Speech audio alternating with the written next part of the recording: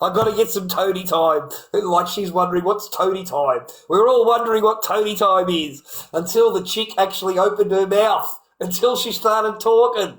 Oh my God, girls, you can understand why he needs Tony time. Like, it was hilarious, mate. Like, that's how they are in reality. I swear. Like, you're just sitting there and they're you're old, you're fat, you're ugly. That's what I got. I mean, I ain't done anything wrong. I don't call her old and ugly and fat, but I'm getting that. I get out of the shower and someone's weighing me. They've got a weighing thing there. And I get out of the shower and they want me to weigh, they want to weigh me. And then the next night they do it, the next night they do it, the next night they do it, and they're telling me that I'm fat. Look how fat you are. You gained, I don't even know. Like, I don't even care. I'm supposed to be happily, rah, rah, rah, like, what is going on? But this is how they are. And they write it down. They write that shit down, man. And they tell you that you're fat. I didn't do anything, I swear. I just got out of the shower. I didn't do anything wrong. I tried pulling her into the shower. I can't get into the shower. No, that's disgusting. Like, it's disgusting now.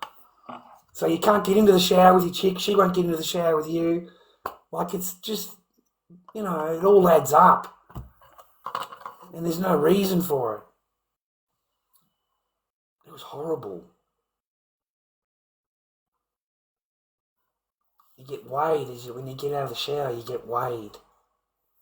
You're told how fat you are. Look how fat you are.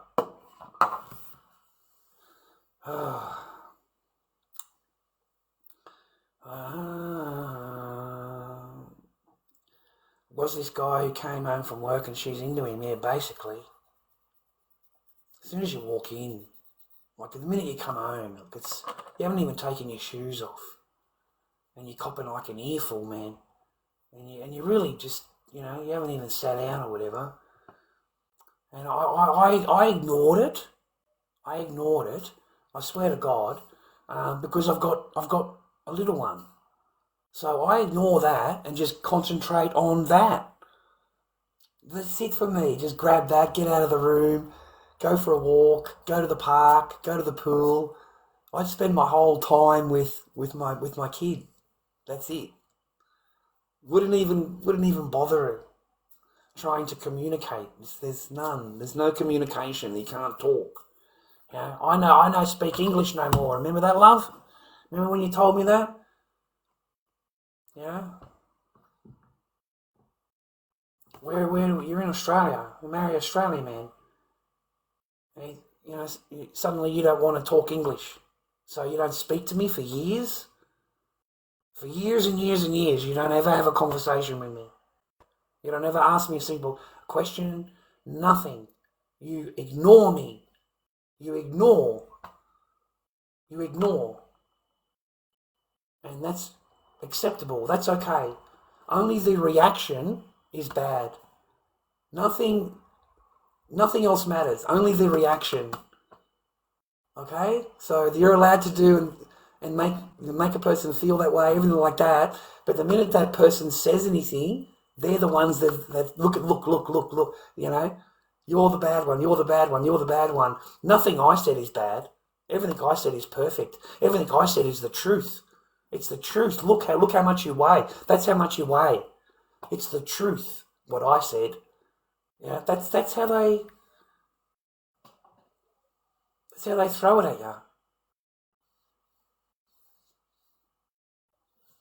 It's weird, man. And boys, I tell you, man, if your chick ever asks you if you want a coffee and she doesn't normally make coffee, don't agree to a coffee.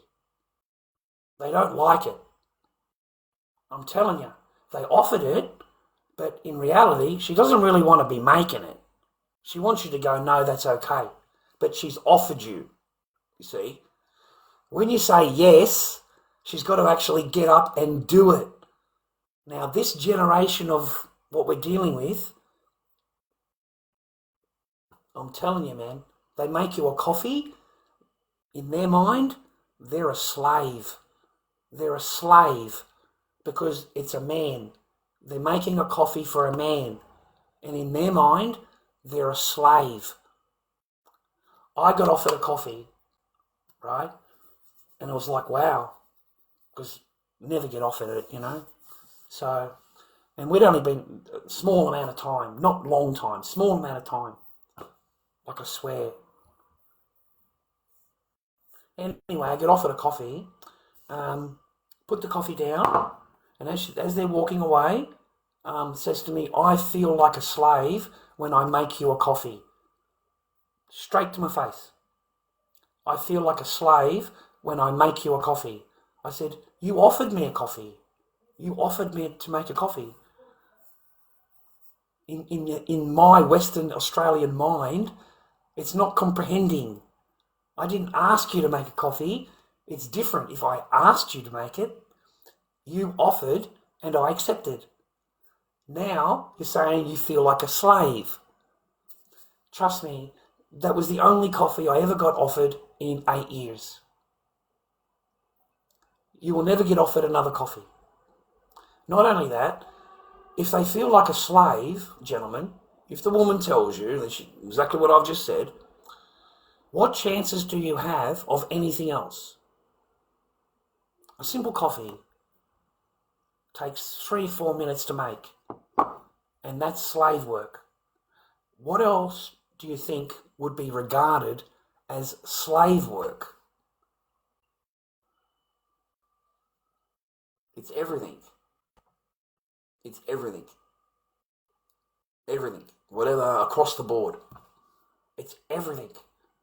So dinners, sandwich, whatever, you're not getting any of it. You're not going to get it. Once they have dropped the hint, they've dropped the little hint. Okay, it's up to you to pick up the red flag or not, whether you realise it or not, or overlook it and go past it. Generally, if you're clever, you'll pick up on it because it's obvious. The person puts the cup down, walks away and says to you, I feel like a slave because I made you a coffee. They're pretty blatant these days, women. Very blatant. They're empowered, man. They are empowered, not you. So they'll come out and just tell you straight out. So after that, you're not going to get any meals. Forget about asking for anything at all. Because if you ask her, you are going to have a big problem. This person's going to get very upset with you. And she won't be verbal. It'll be non-compliant. Non-compliant resistance. So in other words, you're not going to get anything. If you're following my meaning, and you're going to get the ignore game. She's now going to be upset with you. So you're going to get the ignore game, gentlemen. The ignore game can last for 1 hour or a year, depending on how she feels. And I swear to you, the ignore game, it's the best thing the girls have ever invented.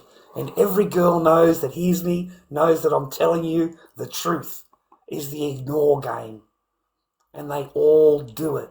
They ignore you. Simple as that. There's no communication, there's nothing. You come home and you're ignored. The person simply turns her back and walks away. And if you try and talk to her, she's very busy on her phone. Like, and you're trying to talk to the person, won't even lift her head. Will not even acknowledge you. And you're trying to talk to her, right? You're over there 3 or 4 feet away, being a normal human, trying to say hello. And you will get told to go away. You will get told to go away. Haven't you got something to do? And that's it. Ignored. Back to ignoring again.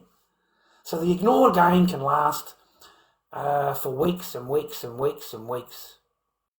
Forever. Until you agree to her. You will capitulate, gentlemen. You will capitulate. And they'll make you apologise for whatever it is, even though you're in the right. You will have to apologise. Okay? Number 1, you were right. And number 2, most importantly, you hurt her feelings by being right. You hurt her feelings. And that's why you'll be apologising for her feelings. Okay? That's the game. That's the game they play. It's just over and over and over and over and over. And it breaks you down. If you're a strong man, you can't be bothered dealing in all of this crap. Because it's not like you don't see it already, what it is, and they think you don't. They think it's the first time you've ever played this game. Like you've never seen any of this before. And this to me is deja vu, brothers. Deja vu. I've seen it over and over and over. Like I really have. I'm sorry, I have. You know, like it freaks me out. It doesn't matter what you got, how rich you are, how big of a house you got, what flash car you got, whatever it is, it's based on feelings. And the minute that someone else makes it feel better, it doesn't matter how rich you are, brother, or how good you are, or how nice you are, or how much you've done. It won't matter. Only the feelings matter. Feelings, you see. And we've been taught not to have them. We've been taught to ignore our feelings. We're not allowed to have feelings. We're not allowed as men to be upset or show any kind of at all. We are not allowed. We're told to harden up. That's what we're told. We're told to get up, you know, don't show any weakness, be tough, you know. So it makes it very hard because you got no one to talk to. You got no one. You may meet a really nice lady that, you know, you get married to and she'll sit there listening to your story. But your girlfriend, don't tell her shit. Do not tell her anything other than everything is rainbows and everything was great. That's it. You don't want to tell her anything else. You need to let her think that you've got none of the normal problems that every other man walking around has. So you can't talk to her, like explain things to her. Crying in front of her, mate, huge mistake. Huge, huge, huge mistake. Okay? Do not do that, gentlemen. Walk out of the room, cry in a pillow, I don't care, but do not sit there with a woman and you're all in tears. I don't know whether you watched that the other night, where the other guy's sitting there reading in the paper and he's all upset. Did you see her face? Because she's like looking off. She's like, she is not, you know, I'm telling you, man, switched off. Switched off. No emotional at all. Let him, he's a blubbering, you could see it in her face. It was a turn off. It's a turn off. And to him, he's showing his affection and feelings and all of that. He's in another freaking paradigm. Like he's in his own matrix, man. And that chick's sitting there going, man, this is just, she's uncomfortable, man. She wasn't comfortable at all. So do not show and cry and freedom and in front of them, gentlemen. Please. Just don't. Life's lessons, mate. Doesn't matter how much you love them, mate, okay? Doesn't matter. That's a sign of weakness in their eyes, and if they didn't like you before, mate, they really don't like you now. Because now you're weak and crying and pathetic, you know. That's how they look at you. Bro, let's light one up. I can't, man. I can't even smoke a cigarette. My throat's been, you can hear me voice, right? You can hear it. Yeah, it's been a bit buggered lately. I've been doing too much live streaming and talking on the internet too much and hours of talking. And yeah, I've got a bit of a sore throat, mate. I can feel it.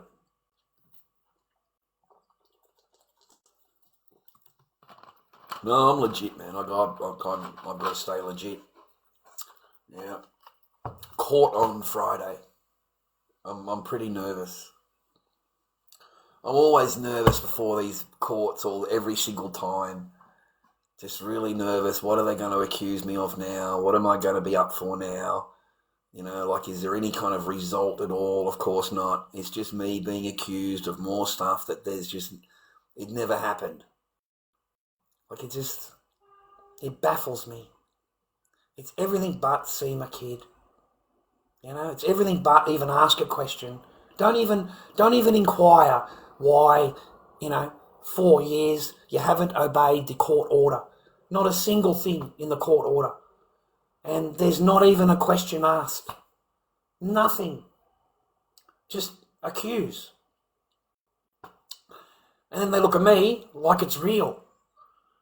I've gotten to the point, viewer, I actually laugh. I'm sorry. In the court, I laugh. I've gotten to the point where I just laugh. Because it's getting ridiculous. Like, if you had anything on me at all, you would have a piece of paper. You would have a piece of paper. You get a piece of paper in Australia with charges and, you've got a copy of the order. Here's your copy of the order. Here's my copy of the order. There's the cop's copy. So everybody's got a copy of the order. Okay, I don't have any order. Where's my copy? Where's your copy? Show me your copy. Okay, because someone's got to have a copy. Someone's got to have a copy, man, because I'm getting accused of this shit in court. So somebody's got to have a copy of something, okay? You know what I mean? So it's now I just expect to just walk in and get accused of whatever. Everything but see my daughter. I've completely lost faith in it. Like, I've lost faith in the family law court, and lost faith in the lawyers, and lost faith in the whole thing. I already know they're going to say this, they're going to say that. None of it is true. There is no this, there is no that. It doesn't exist. Never existed. It's been, 6 years now since you got rid of me? 6 years? Something like that? 5 years, 6 years since you got rid of me? No contact with my kid. How am I doing anything to do with DV? How?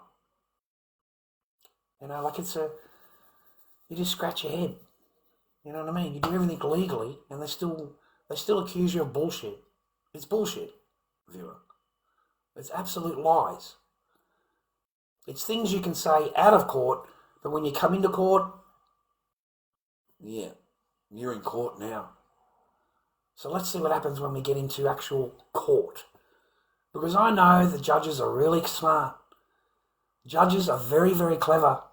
They're very biased, but they're not silly. And I don't know whether this judge is going to have a gutful of not being obeyed.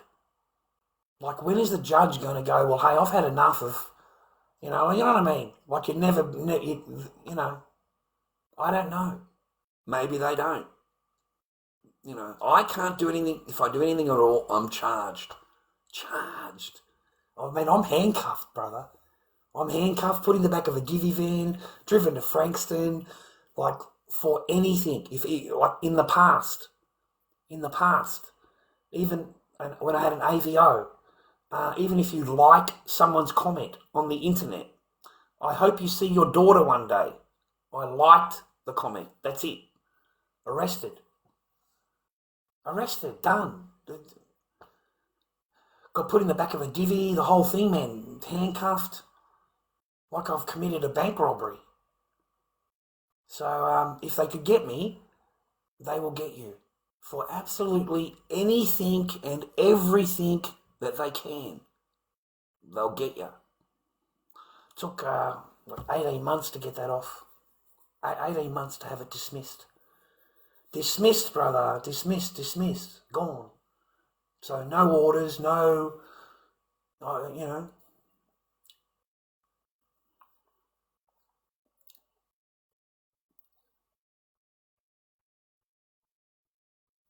So be careful who you choose, brothers. Be careful who you choose to have kids with.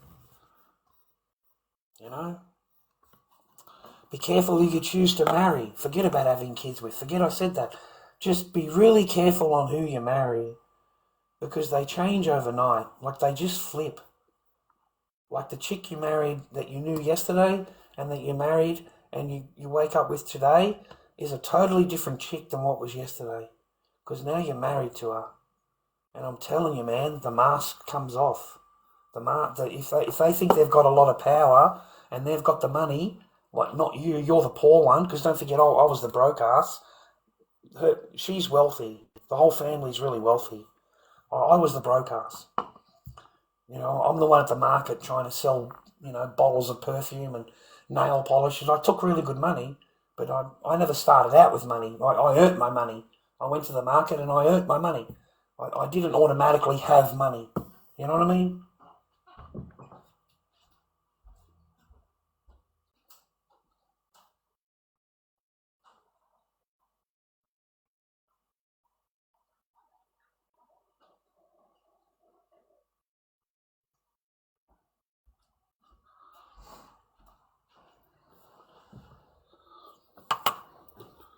Ah, yeah. Yeah, they watch everything. Yeah, yeah. There's even videos on YouTube, man. How to falsely report Lord Dobby on TikTok. How to falsely report. Like, I'm not even doing anything wrong and they just report you anyway. Just to get you off. So, how to falsely report Lord Dobby on TikTok. I laughed, man. I couldn't believe it. A step-by-step guide. So, here I am just talking like I am now, and the guy just files fake fucking... And I got kicked off, of course. In the video, I get kicked off. And he thinks it's a great fucking laugh. He thinks it's, the most amusing thing that he's done. It's not like I earn any money or got huge people or but they can't help it falsely report. That's the video title. It's in the title. You don't have to be doing anything wrong. They just want to close you down. So that's it. Whatever I don't know. I don't watch their channels. I don't care. I've gone past the point now. I'm 57, and I've gotten to the point where it's dillygaff. Do you understand? Yuck out. You know dillygaff? It's dillygaff. Like, I don't care. You know what I mean? Like, they can't introduce it anymore to court. You can't bring it into the magistrates. You've done all of that. You can't reintroduce it into the family law court. You've tried that. They tried introducing that into the family law court. I got handed a piece of paper that tells me that I've been investigated by the Family Law Court of Australia and been found not guilty of any accusations that were against you. So you tried to introduce the memes into this family law court thing. So, like, I'm really hoping which ones you used. I really am. I'm like that, just hoping which ones you used, because if you use the real juicy ones that you tried to with the titles, the real good ones, the real juicy ones, that's bad.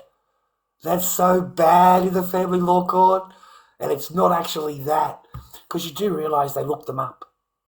Of course, these secretaries and the people in the family law court, the children are the most important thing. And if you're going to do that, of course they're going to investigate you.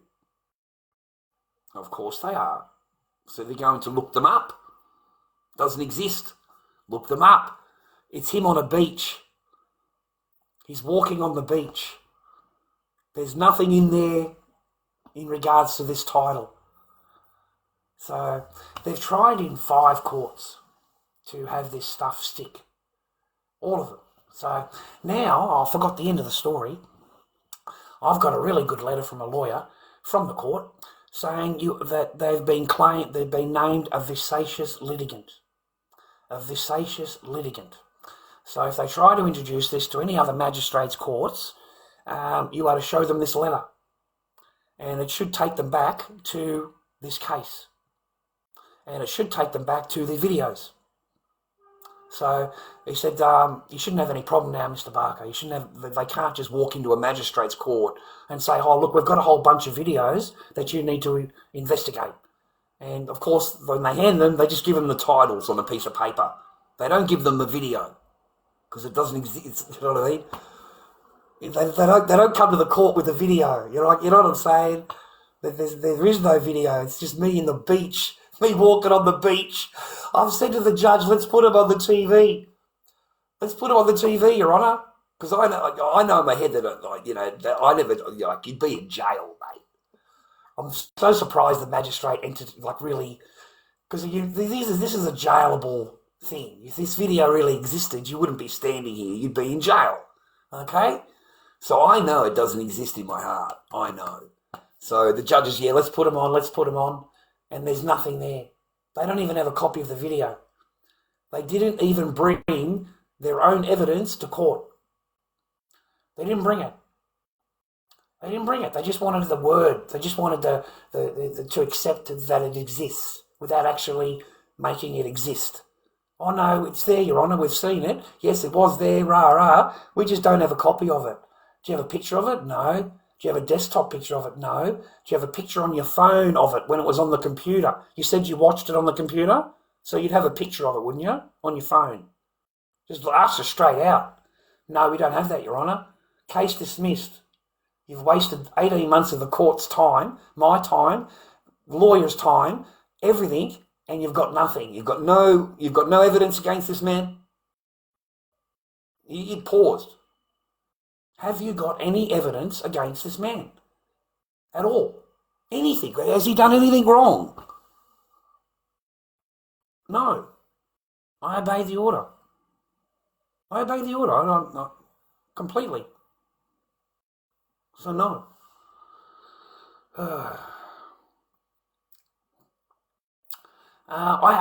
18 is 18. 18's 18. Your kid's going to hate you. Your kid's going to get poisoned, man. Your kid's not going to get told you're a great guy, mate. Your kid's not going to grow up with a picture of you. The memories are going to get wiped, man. They're going to get replaced by whatever they're being told. Okay? You're out of the picture.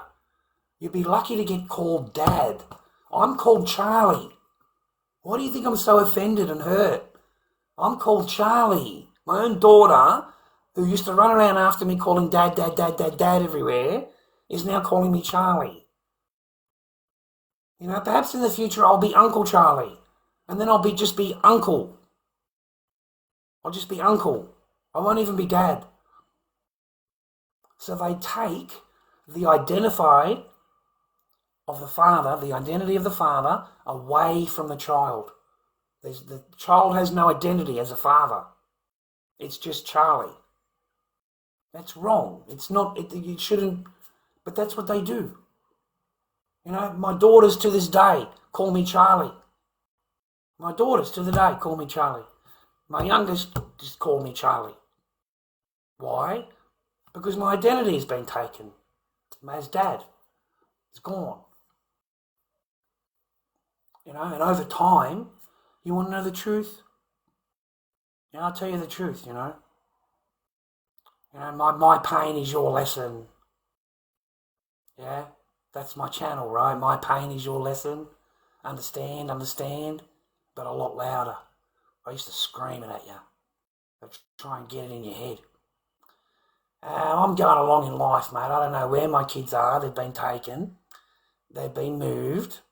Schooling and everything, all been moved. I don't know where they are. I get a phone call. It's my oldest.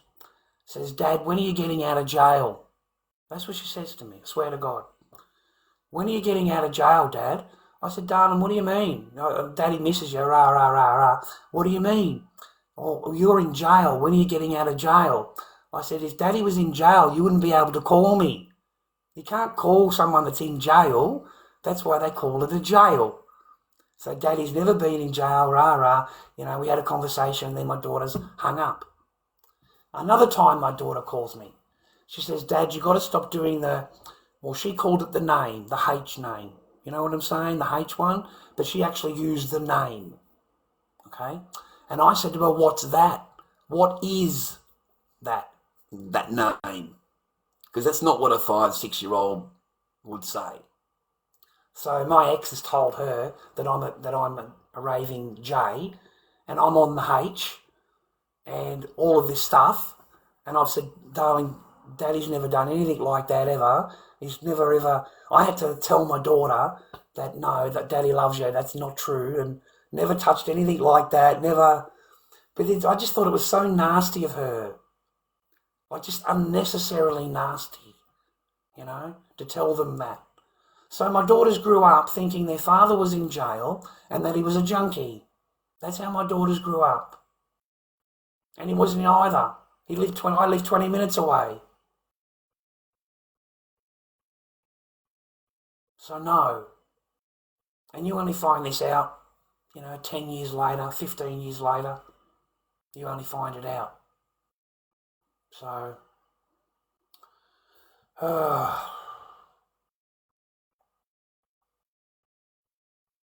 the level up party. To invite your team members to level up and celebrate. Oh, isn't that great? Go and tell Aquaboy or fucking Palo Warrior or Huss Warrior or any of those fucking lebos. Go and tell the lebos. Don't, what do I fucking want to know? Rosa, thank you, whatever it is. Thank you.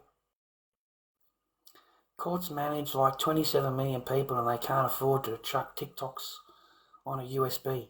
They can't. You're supposed to come with your own evidence to court. If you've accused somebody of something, you can't just come to court. You've got to have evidence. Like, this is not the street now. This is the courtroom. And you can't just come into the courtroom and go, you did this, you did that, you need to go to jail. It doesn't work that way. Like you enter into, when you go there, you have to give your evidence. So you present to the court, this is my evidence against this person. And it's all the titles written on a piece of paper. All the juicy ones. The real bad ones. Oh, they're just juicy. They're just... they're designed to grab you, sit you down and make you watch an ad because it's all monetized. Their channels are monetized. So as long as they've got you to click, the ad plays. That's how they earn money, okay? It doesn't matter about after that. They don't care as long as you watch the ad. So, but you need to have that with you when you come to court. You can't just walk in there with a piece of paper and expect someone to go to jail, okay? Like, the judge wants evidence.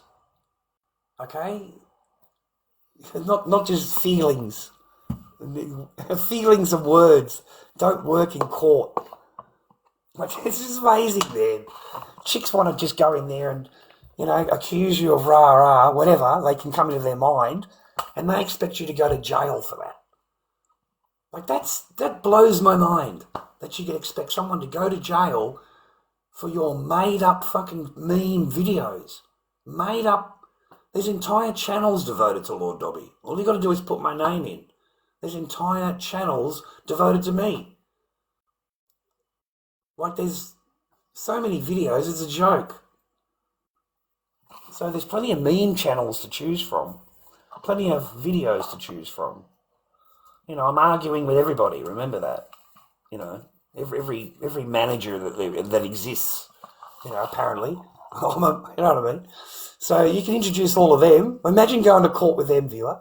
Can you imagine going to court with all of these kind of videos and going, he did that, this is what he's like all the time, and he needs to be jailed? Like, can you picture what I've been facing? Like, well, they didn't even know what a meme was. I had to explain what a meme is and what a meme channel is. Because they just look at the one video, whereas I look at the whole page. And I look at where the channel is, how many videos, and it's all one channel or two channels that have created all of this. So I look up the entire channel on my own phone. My own fucking lawyer doesn't do anything for me. And I show my lawyer, what are you talking about? There's an entire channel here devoted to moi. Because I'm a movie star, okay? And they make money out of me. I don't make any money. These are not my... Then I got accused, that's my channel. I go, that's all that. What do I do? Like, I got accused, that's my channel. Swear to God. That's my channel. Well, this is all mine. Like, what do I have to do, lady? I'm telling you that's not mine. You don't believe me. Now you're accusing me of all this is mine. And you don't believe me.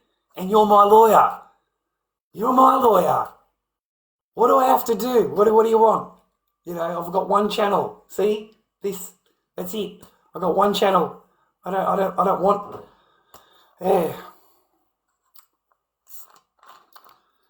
No, it's not my channel. It's not my Lord Dobby. In the search engine, you put my name in, and all of these videos come up. Me screaming. It's cut from my live streams. I'm arguing with every Tom, Dick, and Harry and everywhere, whatever. It's all creative. It's funny to me. I laughed and laughed. I thought it was hilarious, me personally. 'Cause I've never even been to these places. I'd never heard of Che Time. I'd never even heard of the drink. I had to look it up. Yeah, I never even heard. Apparently I'm in there arguing and drinking boba tea and arguing with the manager. I thought it was hilarious. Oh, I thought it was the best thing in the world. It was hilarious. But I'm Gen X. You see, I'm Gen X. I'm Dillygaff, mate. Do I look like I give a... Right? I'm Dillygaff. I am Gen X, 57 years old. And, I don't give a rind about anything. Nothing.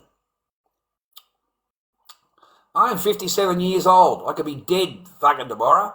I don't care. You know what I mean? I don't care. I just care about my kid. That's it. I want to see my kid, man.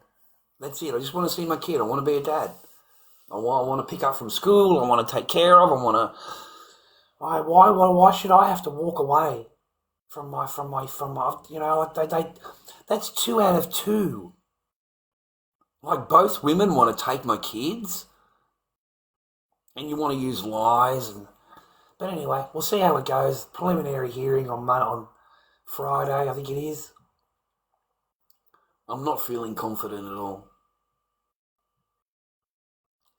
Yeah, I'm really not. I don't think the system is completely rigged against men. Completely. It's really rigged.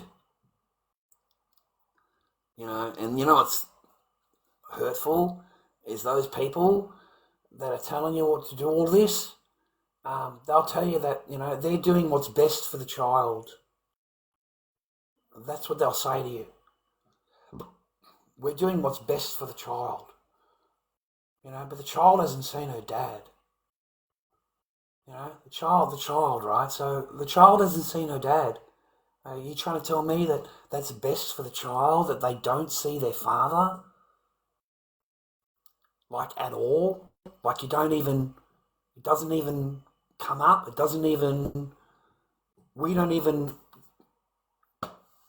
get a mention, And that's what I said to the lawyer, well, doesn't my kid deserve to see their dad?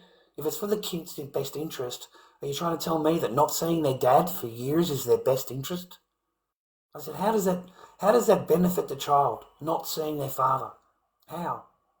And then they'll put it back on you. They'll say, because you had to go away and do all these different things. They'll put it all back on you, that you're such a bad guy, rah. We're talking about the child not seeing their dad, not the dad seeing the child. Okay, so unless he's mentally not retarded or he's gone fucking off a bender and he's completely DRUG gone, there should be no reason why the child doesn't see their dad. Okay? They need their dad. They can't tell me that they don't need their dad. Every kid needs their dad.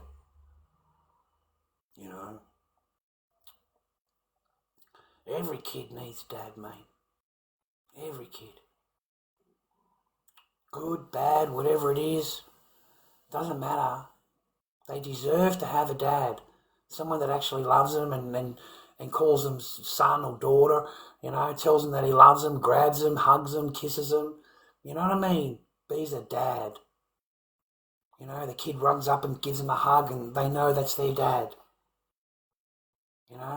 To walk around the world trying to tell me that it's better for the child not to know their father is, I don't understand that. Like, I really, really don't. And they want to paint men as this and paint this as all. Men have their own men's behaviour minister in Victoria. We have our own minister for men's behaviour.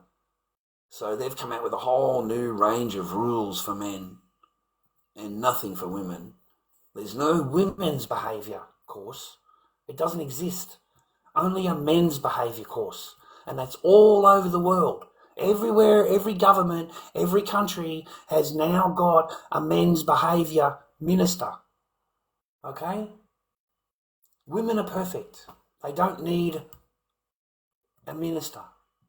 They don't need to be told how to act or what to do like we do. We need to be told how to act and what to do and how to treat them and how to deal with their feelings, because feelings are the most important thing to everything. And as long as her feelings are good and you say her feelings and say that, everything is going to be great. But don't ever say anything that's going to interfere with her feelings. Her feelings are the most important thing to you. How does she feel? What do you think she will think? Before you open your mouth, talk to her. Whatever answer you give to her, you have to pre-think on how she's going to feel. I swear to God, that's in the men's behaviour course. I swear to you, that's what they're drumming into men. They drum it in here. Like there's a run in the house, like you got a ladder and you got like dad in the old days, dad, mum, children, animals, dog, cat, bird. It's like a ladder. Nowadays, you are down here at the bottom. So you, the cat, the dog, the budgerigard, the goldfish, the kids, the wife, and that ends there. You're down the bottom. You do not matter. Not in the law's eyes. Not in the law's eyes. You don't. Because she's allowed to say anything she wants to you, and only the reaction is what will be punished. Only the reaction. If you say the word no to her, that's abuse in Victoria, and it's a charge. She can now have you charged with abuse. Okay? If she tells you no and is arguing with you, don't do this, don't do that, rah, rah, that's empowering. She's being empowered. You see how it's reversed? If you say no, it's a criminal act. If she says no, it's empowering. So you have no power. You have none. None. You just think you do. Although I've met some nice wives. My friends, I think, are married to nice women, nice ladies. I think the lady's upset with me, though, the last time I went there. Because she hears I don't know, maybe they don't, but yeah, I shouldn't say anything, really. I shouldn't comment. I don't know if I'm right or not. I'm just guessing, but anyway. Some of the things I say piss people off. Like people that I know, you know what I mean?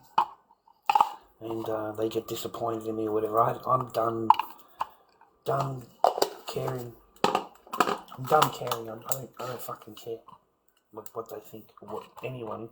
I know what happened in my life. I know what I had to deal with, what I had to do. That's all I know. Crazy to think my bio dad lives the same place as me, Bernie. Not even 10 kilometres start to finish. Yet I've never come across him before. That's sad, man.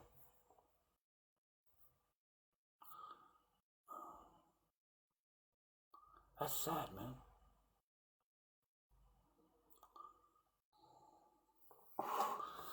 I can promise you that he thinks of you. I can promise you that, my friend. We always think of our kids, man. Doesn't matter how strong we are or how, what outside, we always miss the kids, man.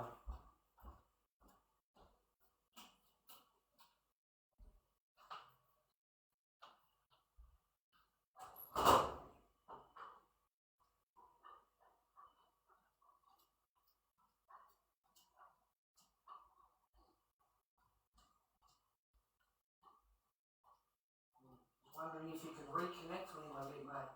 I don't know if you can hear me or not. I just gotta. I forgot I left the washing on. So I'll clean this washing up.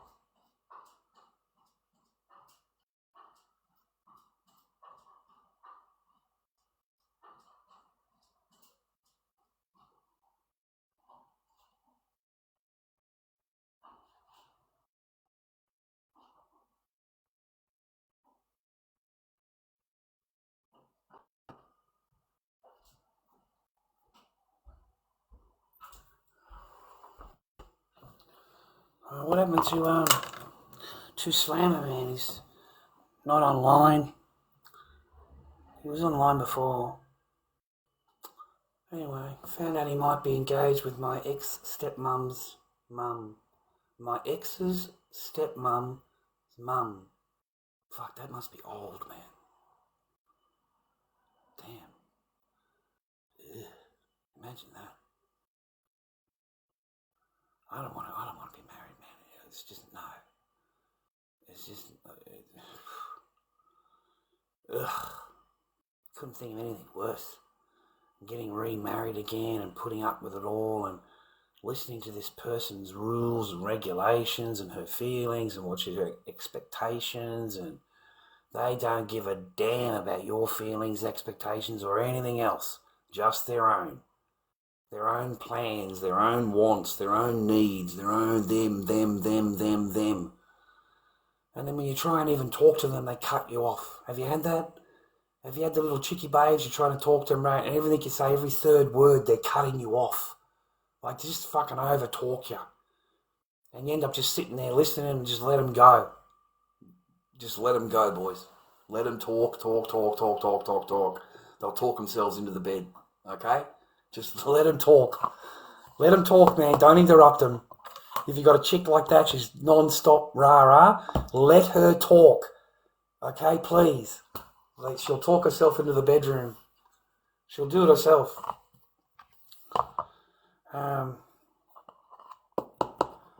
He mentioned my ex once saw him in prison. He mentioned I have a 17-year-old son and a crazy ex. That's about right. I don't know. Well, you know, I don't want to seem rude or anything like that, you know. But why don't you, you know, like, you know, say hello. You know what I mean? You don't want anything from him, rah. Just, hello, Dad, how are you? Hello, Pop, how are you? So, you know, we've got to say hello, rah. You never know, mate, he might drop dead tomorrow. You'll feel a lot better. Like, you'll feel a lot better. That's what I did to my old man. You know, because I yelled at him the last time I spoke to him, like years ago.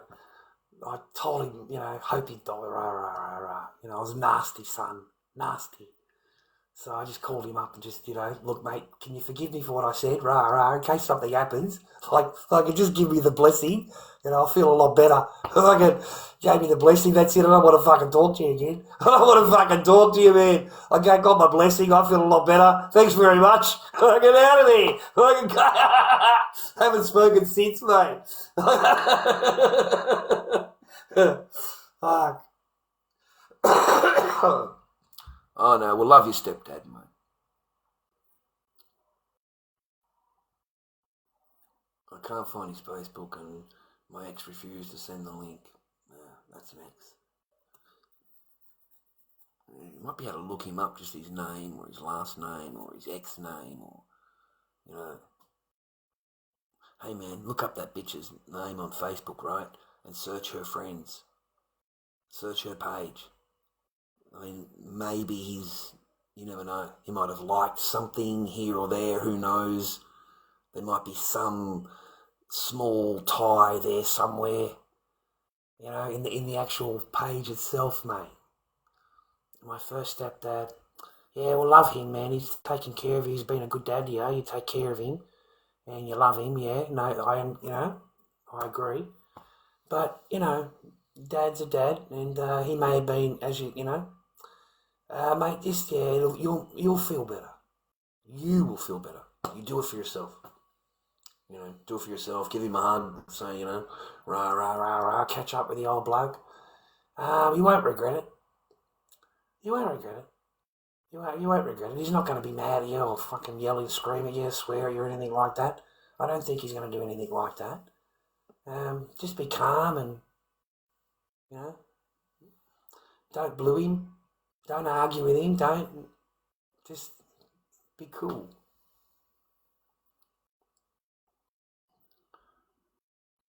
Okay. Sorry to hear. Hey, maybe you could find out where he works or something like that. Maybe you could, might be a way for you to... Anyway, I wish you all the best. Sorry, I can't, I know, I shouldn't. I'm sorry there. But I wish you all the best. I hope you do bump into him, see your dad, rah, rah, rah. You know what I mean?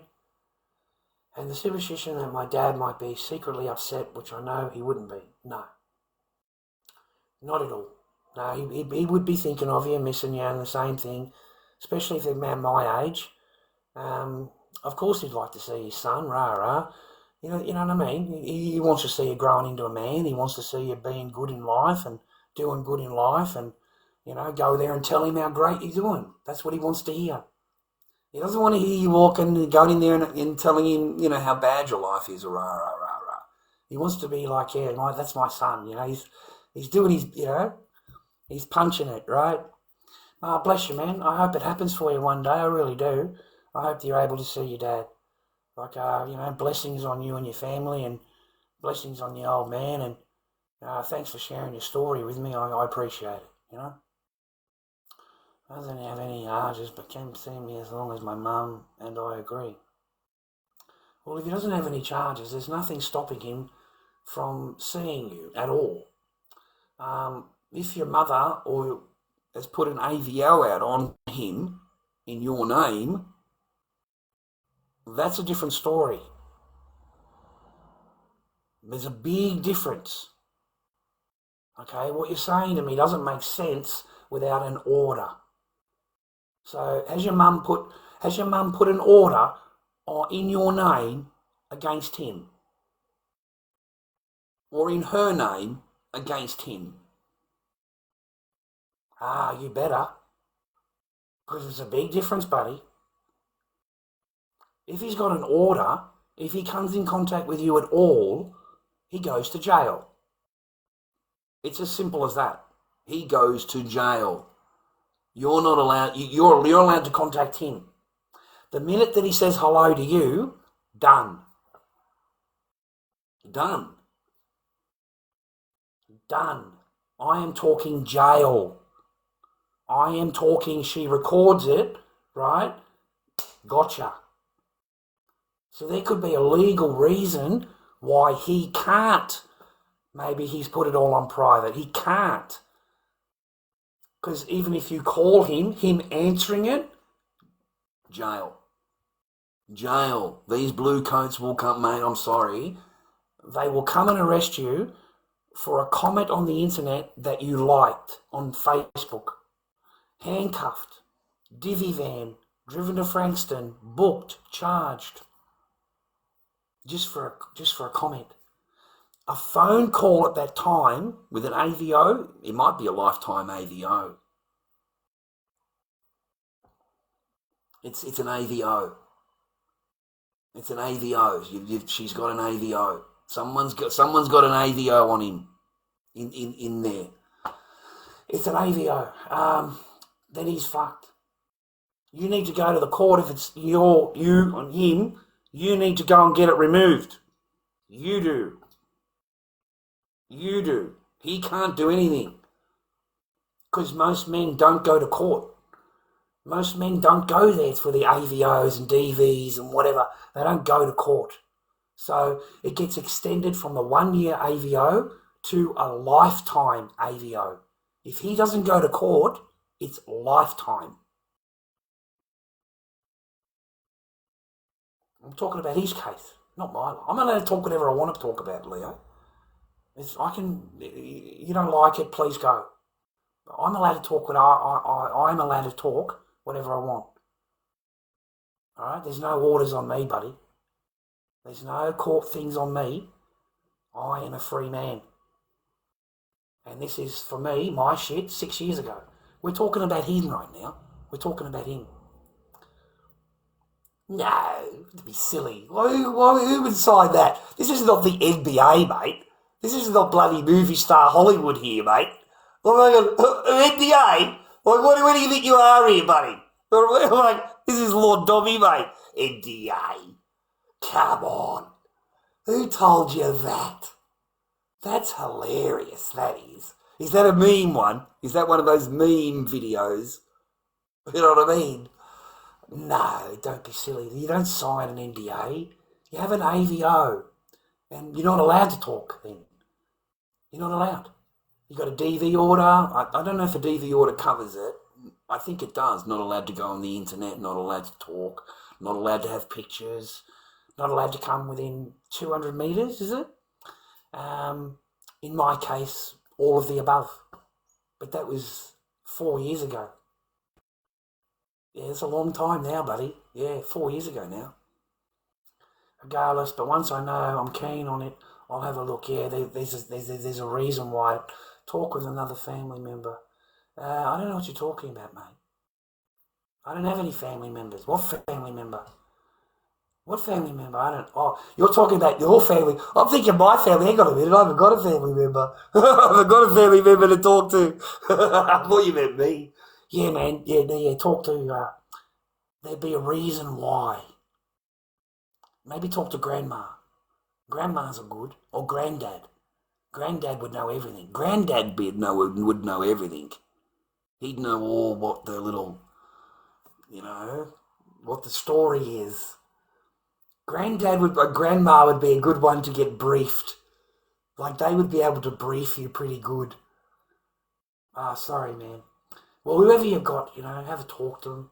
Sister, there's got to be someone that can...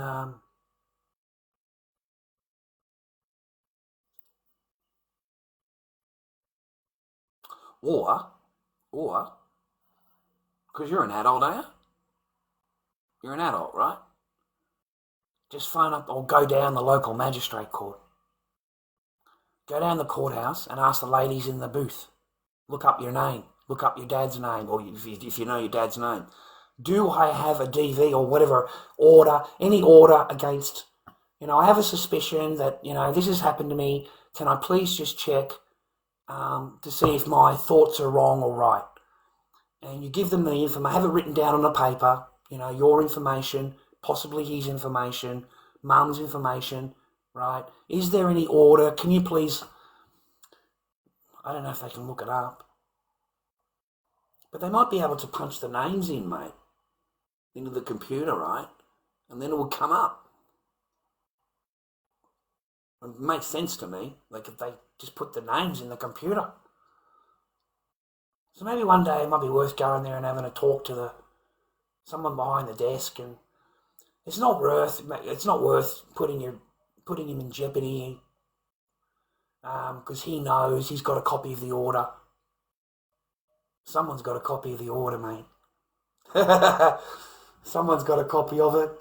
You're still a kid. You won't be able to do anything until you're 18. Sorry, man. They might need my birth certificate to prove it. I don't know, though. No, they don't need your birth certificate. Just your driver's license. You're going to get a license, yeah? Or your probationary, a bill in your name. Yeah, you need some form of ID. Absolutely. Yeah, if you want to look professional, like you actually are there to find out about family things, because that's what you want to tailor the lady. I really don't need to find out some family matters. I've just gotten, I'd really like to know if any of these names, have I got an order against my dad? Because I think I might, and I don't want him to have that. If he's got a lifetime order, there won't be anything you can do. Nothing. You can't take it back to court, as far as I know. A lifetime one? No. It had to be fought back, when he was called like I was. Like you got that time period with 2 years, I think it is now. You can't have 1 year ones. It's 2 years, 5 years, 10 years, and lifetime. If you don't turn up to court on the 2 year and you don't turn up to court, it automatically goes to lifetime. Okay, it automatically goes to lifetime.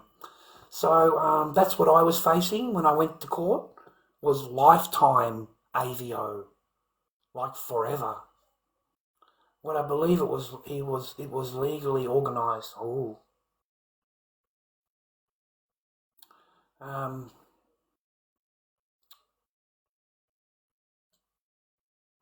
I wish you all the best.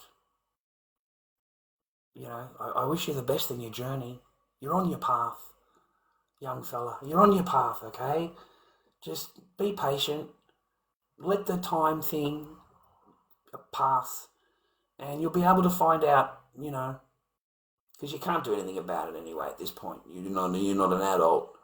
You may be able to, if it's in your name, partition the court, because when you're an adult, partition the court on your dad's behalf and go, I didn't want this. It was done without my knowledge, without my consent, and I don't consent to it now. And you may have a chance of getting it refuted because you're standing up in court demanding it. So, and you didn't know about it. It was done without my knowledge and to keep me away from my dad. And it's being used now to keep me away from my dad. So I want it removed, Your Honour. And you demand of him. You tell him that's what you want. And then he will call the coppers. They'll come forward and he'll ask them, has he broken the order in any of this time? Has he done anything wrong, this person? Anything at all? And of course there's nothing. It'll get dismissed. You just got to fight, mate.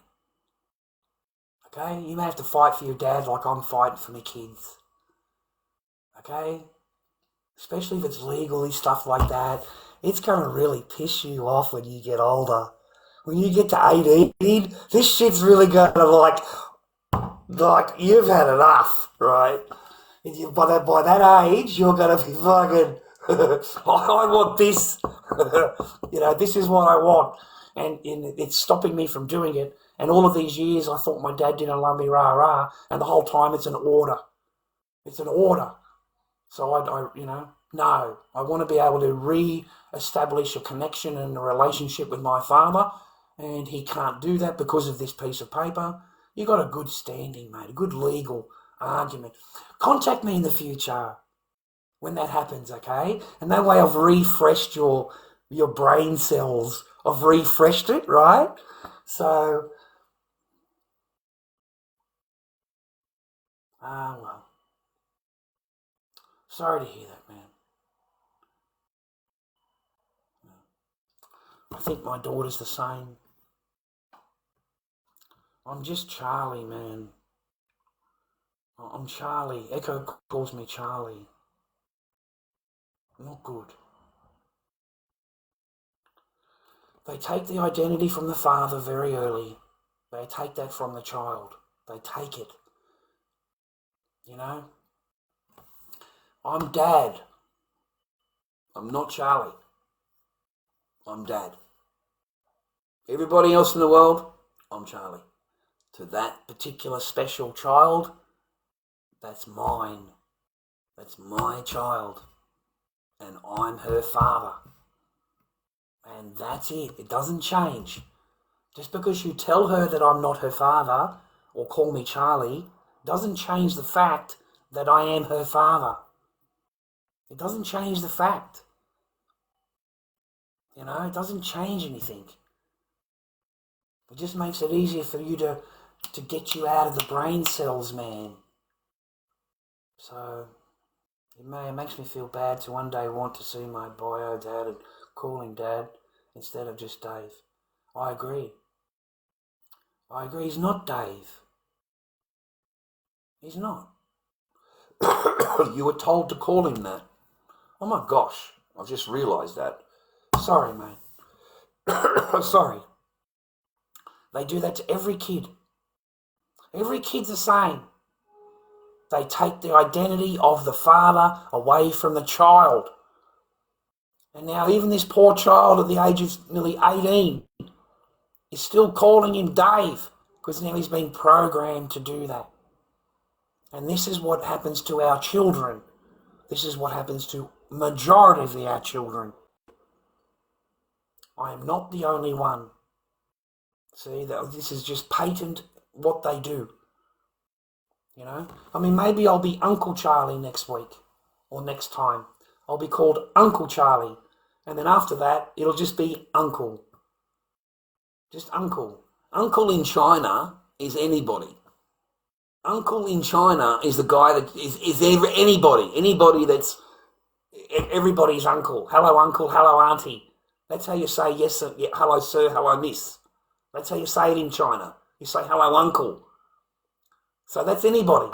So now you don't even have a father. You got no father, you know.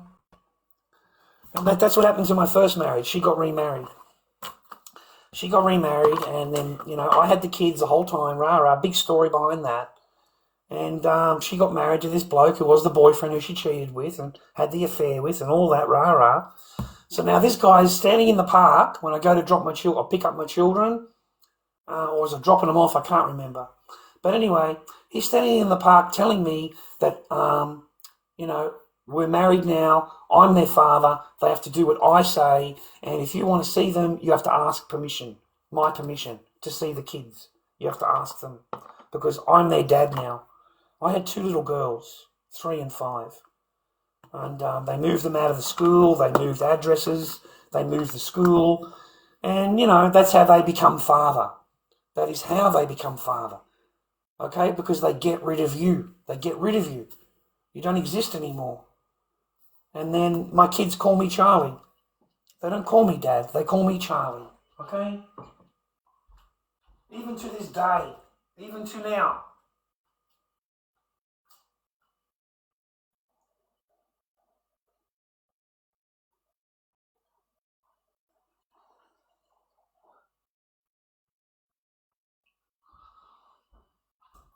And these women think still to, like you ask them a question, and in their women's logic, that's acceptable.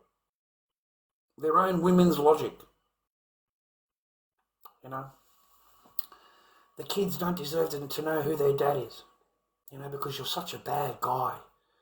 You're such a really bad person. You know, your children, yeah, they don't need to see you. You know, you're terrible. You did this, you did this, you did this. Mine, I think, actually believes it. Mine chooses to believe it. It's not that she believes it, she chooses to believe it. So when she's sent a thing of a title of a video that doesn't exist, it doesn't exist, she actually believes it, or she chooses to believe it. Because she doesn't make them, she's just given to them. It's given to them. It's supplied to her. Okay?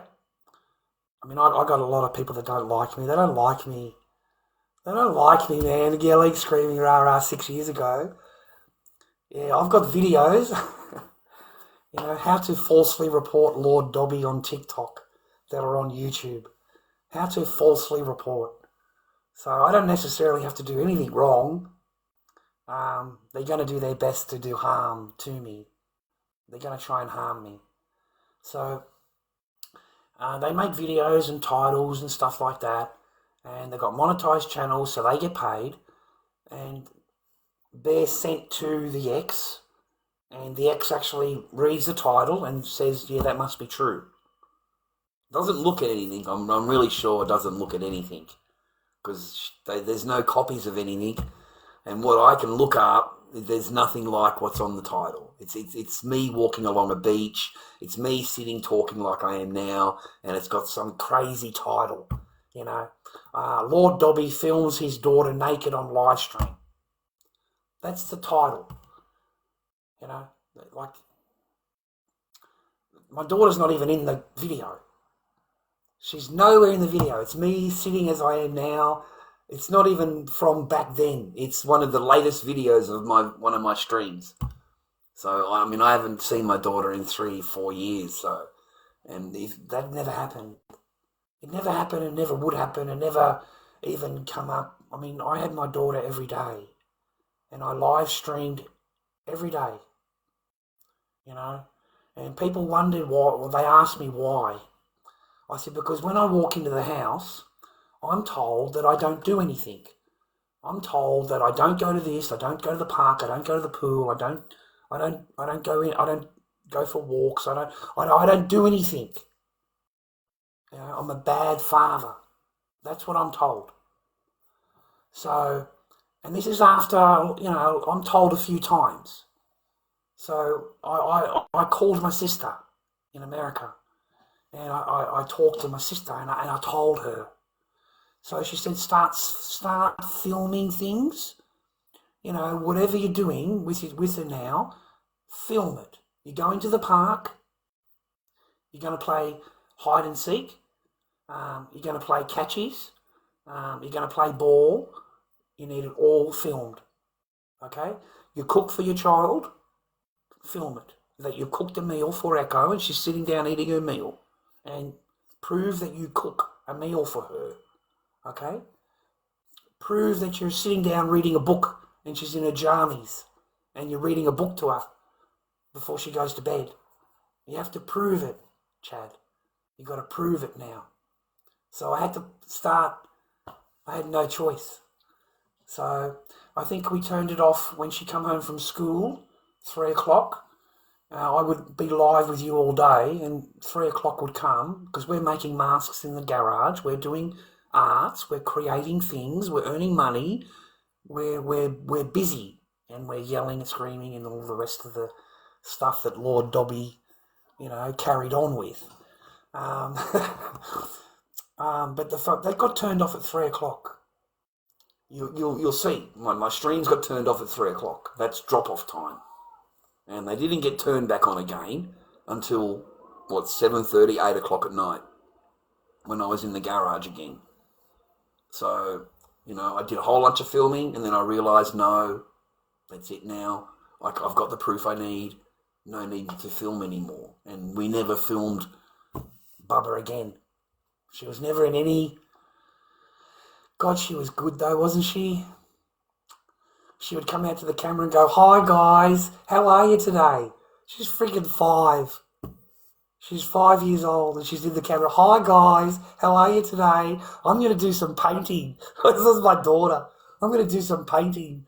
So she's got on the ground, she's got all the different colours, I get all the different colours, and one of the blank clowns. And she's sitting there painting the blank clown. And it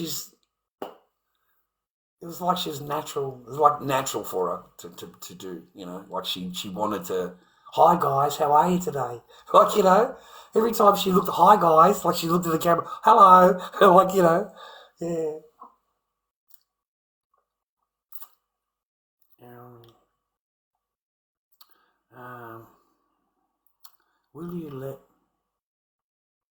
Will they let you bring in a USB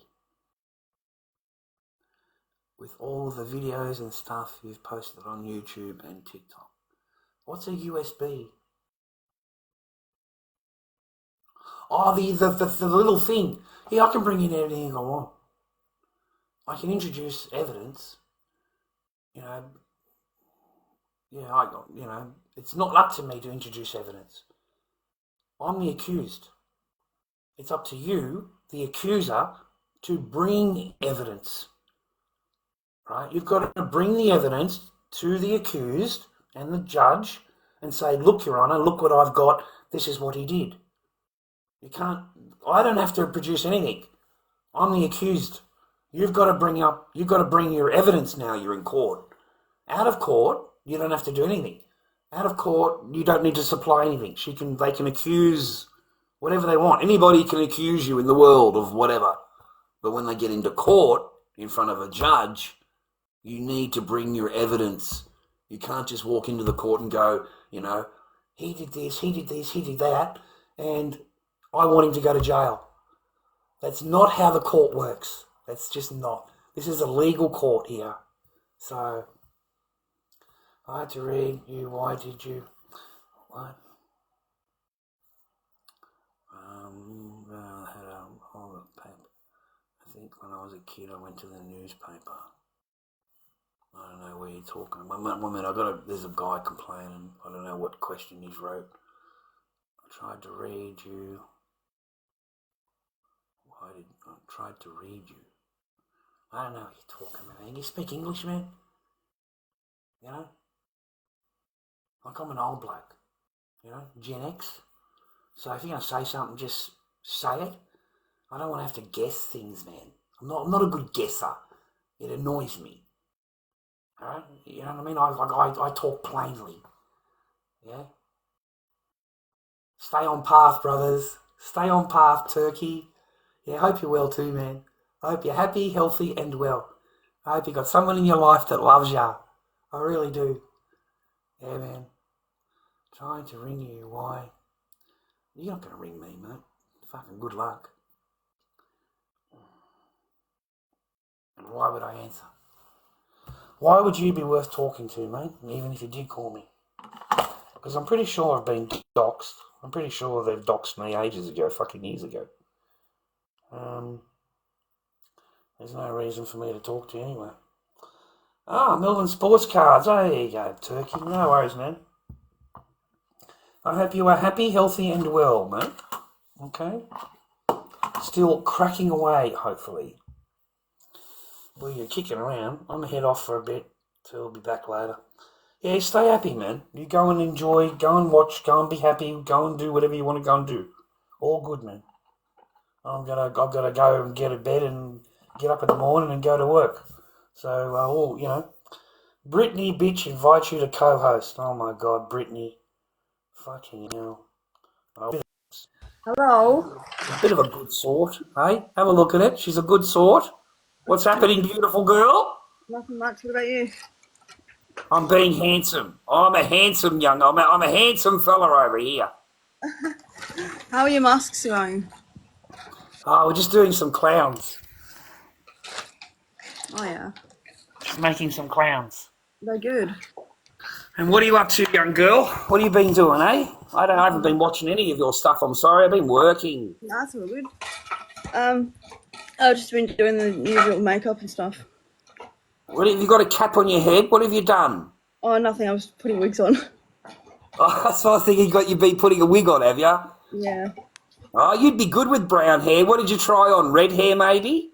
Yeah, I had my hair dyed red not long ago. And what colour wigs did you get? I've got brown, blonde, red, blue. Oh, wow, blue. Oh, that'd be like that chick out of the movie. You know, like that blue head got the roller skating chick or whatever it was. That was cool as. I don't know what one that is. Hey, they're making me do work for the doll at my age. Really? Yeah, I swear to God, they're making me do 20 hours a week. Like you go there and you help somebody. Well, you know, what do they call it? The volunteer work. Oh yeah. So you're so lucky. Hey, what agency you go to? Let me go to that agency, man. Oh, I'm a workforce. oh, yeah, that's it. The same. Yeah, they haven't got you They're working for pretty the nice. doll yet, huh? No, I've been trying to hold it Oh, off for a bit oh, you because gotta I love don't it. even know what I want to do yet. Oh no, you gotta love it. Get you over there, feed the old homeless. Get you serving a few sausages in the bread. Cook a few hamburgers up. Yeah, get a couple of those old boys in there. You and Brittany. I can imagine you with the red hair. You got to do 20 hours. Can you imagine it, brother? She's going to get all dressed up in the makeup. She's got to do 20 hours behind the cook. She's going to be free sausage sizzle. It'll be free sausage sizzle, 4 hours, Brittany. That's it. I'm going to be there, man. Camera. It's going to be TikTok. It's going to be YouTube. It's going to be big. It's going to be big. Oh, I'm going to tell everybody we're going to knock it straight in. Don't worry about that. 20 hours, brother. 20 hours of fucking. I got to give them my free labour, bit of free labour, free slave labour. Oh yeah. So look forward to that in the future, kid. Yeah, it's gonna suck. All right. Hey, stay happy, healthy, and well. God bless you always. All right. Right, I'm going to you go too. home now. I'm going to go to sleep now. I'm tired. All right, see ya. See you, darling girl. Na. She reminds me of my kid. I got a daughter the same age. I got two daughters the same age. Yeah. She reminds me of my kids. She's cool, eh? She's all right, man. That's what I told you, man. Brittany's funny, man. You know, you just got to make her laugh, man. She's just like my kid. Her husband, her husband, the same as my daughter's husband. You know what I mean?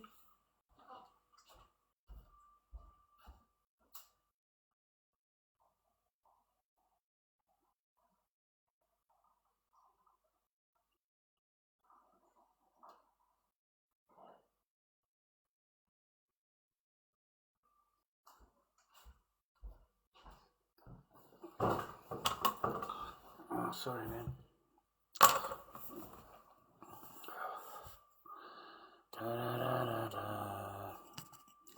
I haven't done any masks for a while. I've had a bit of a break. I can't afford the frickin' latex. Like it's doubled, more than doubled in price for the same amount of latex. So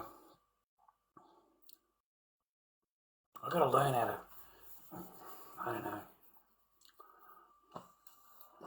So I haven't been able to buy any. It's like $240 now for 20 litres. Then I got to buy the thickener. I don't know, he said $15 for something grams or whatever it was, 100 grams or some shit. So maybe they weigh it now. Like they weigh the thickener. In the old days, man, they just fill the jar up, bro. Like seriously, you need that thickener for the latex. Without that, you can't use it. So now they're charging for it. Not apparently. Not apparently, my son. Yeah, not apparently at all. Yeah, I fucking rule. There's no, except for, Australian, okay. I don't compare to a gym. There's only Jim on there that's worth, he gets 20,000 people in his chat when he goes live. He only goes live every 3 months or something like that, or some important event. He'll go on to make fun of it. I can't remember his name for you. Oh, he's funny. Very funny. But the rest of them, nah, man, I have to private my shit, in case you haven't noticed on YouTube. I just give you one live. Just to give you a little taste of the Lordy, okay? But the rest of them, they're privated, buddy. And when I unprivate them, they go fucking parabolic. 20,000 views, 15,000 views, 14,000 views. Compared to the others, no, man, my shit's privated. And theirs is on public. And they've got 2,900 views or whatever. Man, that's fucking 2 hours for me. That's 2 hours. That's it. I privated. I've already, I was at 14,000 views and I private the videos. I private my streams. I private them. So I don't have problems. Not problems, but I'm trying to cut down on the meme channels. The videos made about the cut from the streams and they earn money. They earn money out of me, man. I don't earn any money. In case you haven't noticed, my stream has become unmonetized. My whole channel became unmonetized a few months or so ago. I got content striked on a couple of my videos, and they took down the monetization on the channel. So I thought, well, why? I'm not showing my shit for free. I'm sick of that. At the age of 57, I'm sick of it. I'm sick of it, man. I'm sick of doing my time and my thing, and I don't get a dime out of it. I can't even buy chocolate milk. I feel like Spidey. I swear to God, I feel like Spidey. And I don't like that feeling. Not at my age. At that age, not a problem. Young. You got all the, whatever you got, you have all that energy that I don't. Now, look at me. You understand? No. So I'd have to private my stuff, mate. My stuff's privated on, Did you want me to unprivate for a little while? Yeah, is that what you want? There's a lot of kabooming going on, mate. But there's not much paper. That's my point. There's no good doing all of what you're doing, man, for living on Centrelink. It's just pointless. It's absolutely pointless. Unless you've got ads and you're having some kind of revenue coming in, you're relying on Centrelink to do what you're doing on live, in front of hundreds of people and thousands of views, but you're living on Centrelink. Your coffee milk is bought from Centrelink. It's not from anybody that is watching you. Okay? So no.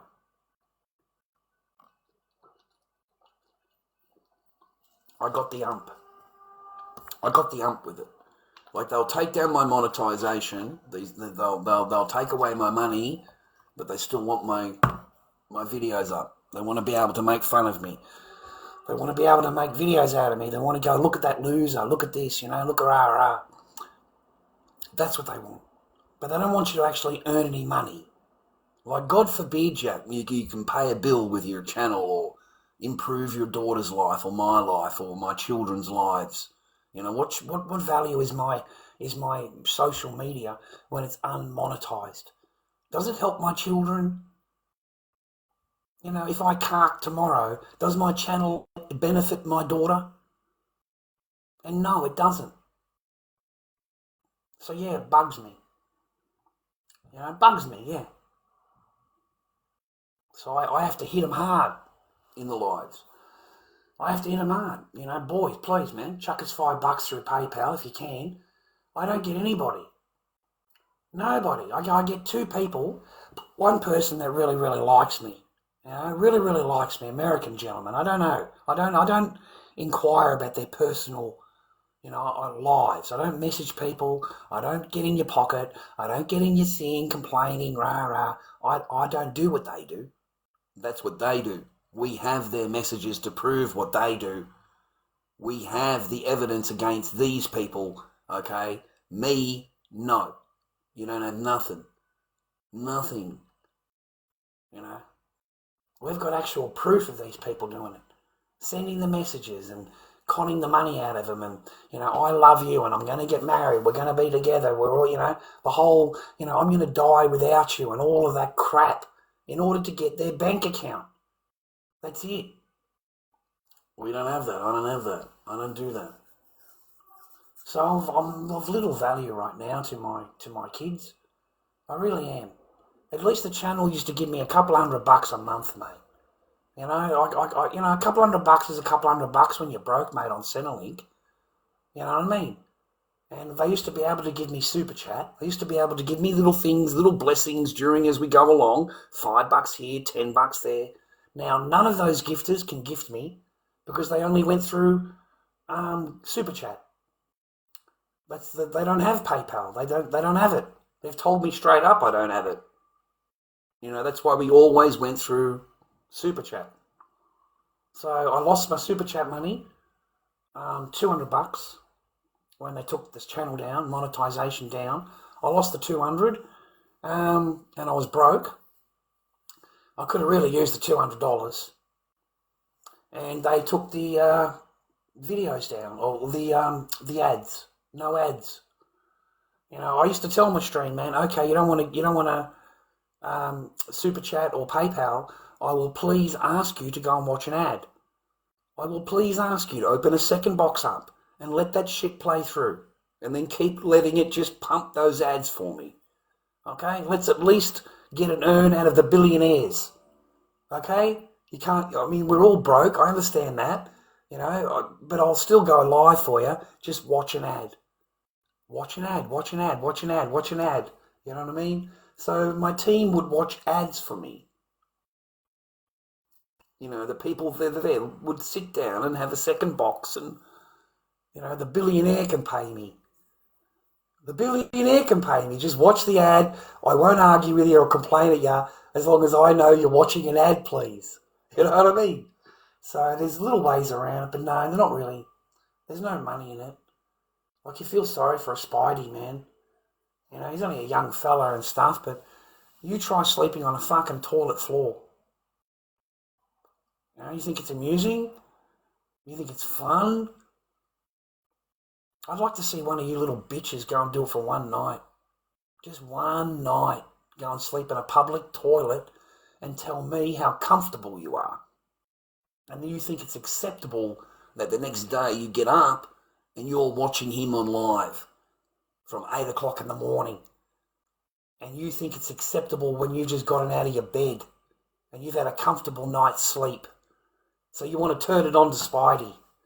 But you wouldn't give him $5 for a fucking coffee. You know what I mean? Instead, you'll narc him in. You everywhere he goes, you put him in. You put him into the blue coats, man. It's everywhere he goes. That's your payment for watching him. That's your payment that you give him.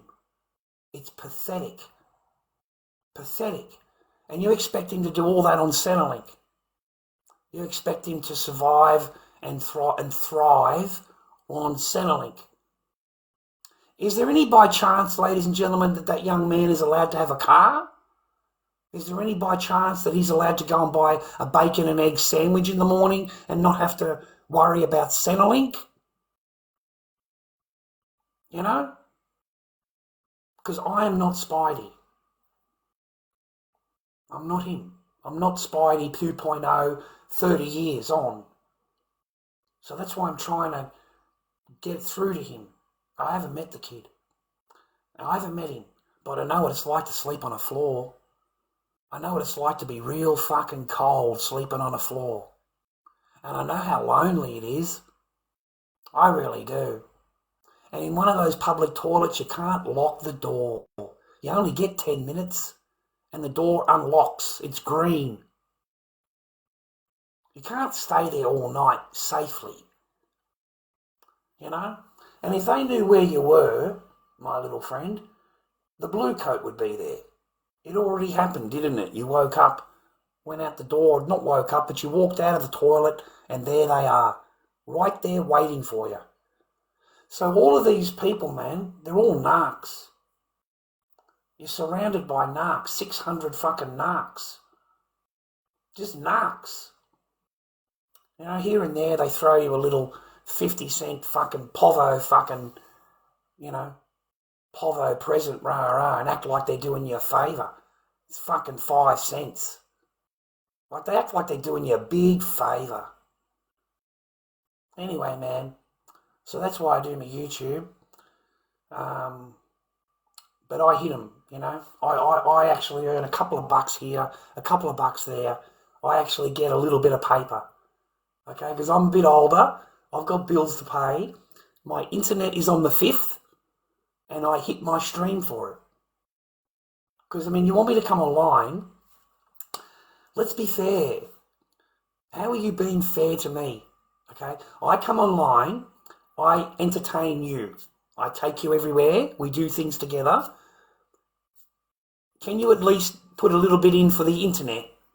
Is it possible that you could help me out just to pay for the freaking internet that I'm entertaining you on? I mean, I pay $60 a month for internet, you know, and my stream pays for it. You know, on the 4th, they know every month, because I don't lie, my internet bill's the 5th. Every month. It's been that way for years. So why should I have to pay for that out of my Centrelink when I spend all of my time with you? How is that fair? Why do I have to entertain thousands of people for nothing? You know, he'll wake up, man, one day. You know, sleeping in a public toilet, mate, is...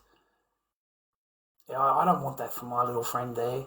You know, I just don't want it for him. So I'm hoping that he can, you know, get a few people that actually watch him all the time, and but then he gets on the thing, you know, he's on the DRUGS, but after you spend a couple of nights sleeping in a public toilet, you might understand why. All right, you really will. I think your whole attitude will change. Your whole mindset would change with one night sleeping on the floor of a public toilet. Maybe your mindset would change. The way you think would change. You know? I mean, I'm not rich, man, but if I had money, I would have fucking sent him money in his PayPal, and, you know, I'm the one in the chat asking, what's your PayPal? You know, what's your PayPal? Like every 10 minutes, the question is there, what's your PayPal? He doesn't tell it. He doesn't say it. He just says, oh, the link's in my bio, the link's in my bio.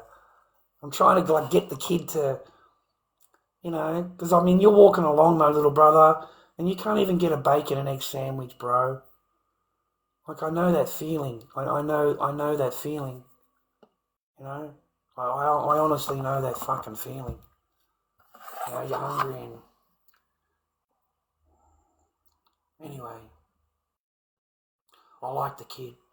I hope he stays safe. I don't want nothing to happen to him. I don't like the cops, all the time.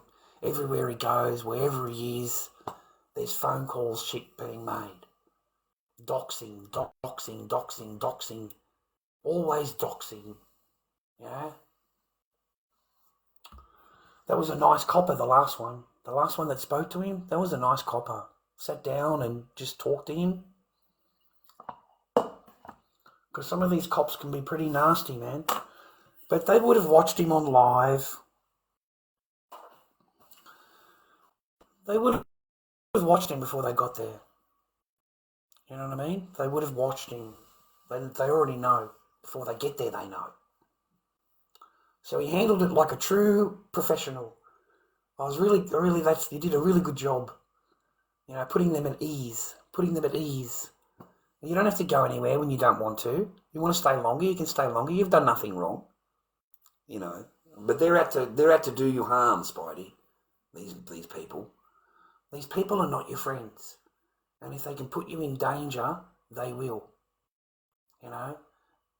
We have both been through, I've got a weapon and I've got a hostage, and they come and they've got all the weapons and things. We've both been through all of that on our live streams. Me a lot more than you in the old, there was so many phone calls, it was every second day. And when that station was worn out, they would phone up another police station. It'd be Dandenong. Next one, Frankston. Then it was I can't remember the name of it. There was all different police stations. So they would call them up and say, rah, rah, rah, rah. Terrible, mate. Terrible to deal with. Anyway. McCracker, thanks for following the live, man. I appreciate you. Mike, thank you for following the live, man. I appreciate you. BTG, thank you for following the live. I appreciate you, man. Thank you. I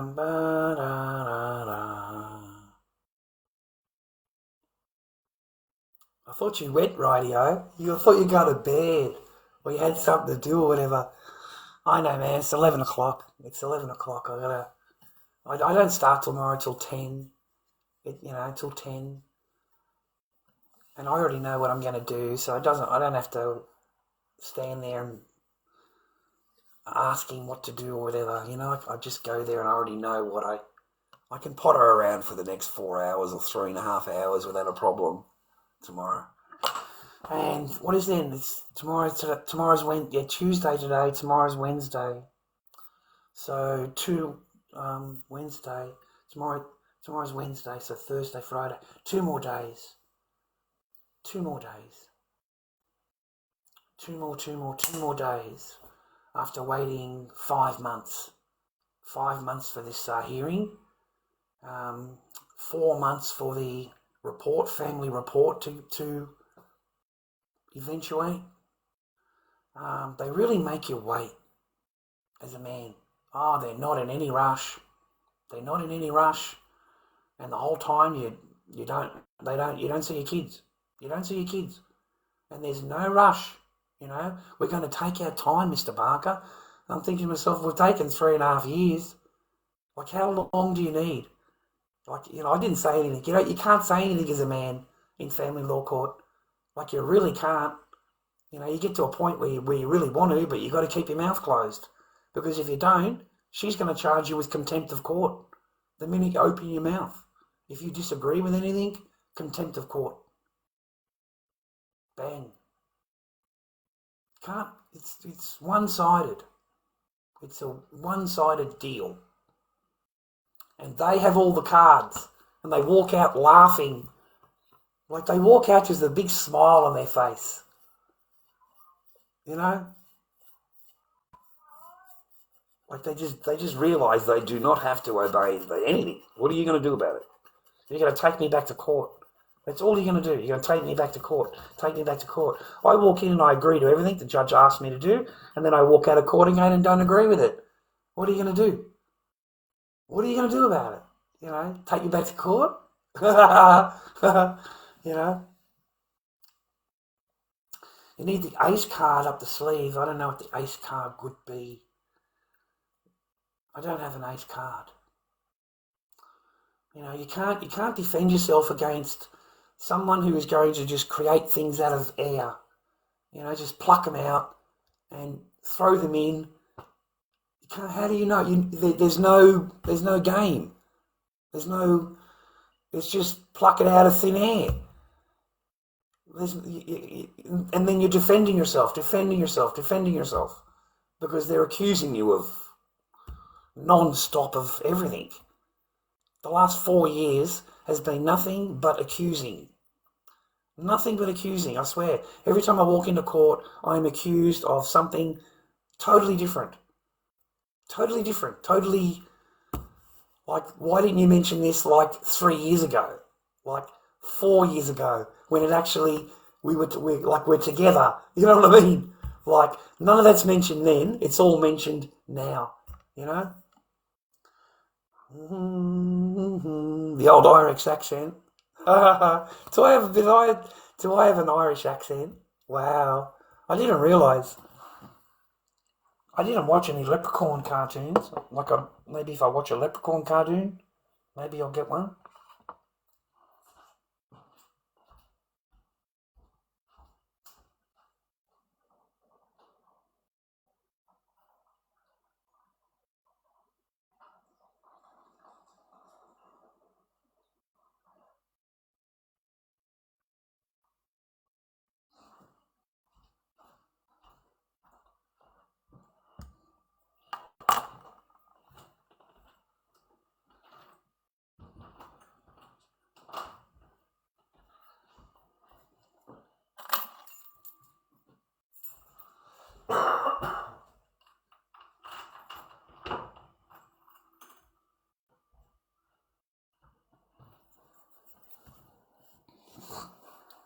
I have an Oxford accent, but okay. Well, sometimes they tell me I talk a bit American, mate, because I've got the American mum and sister and that.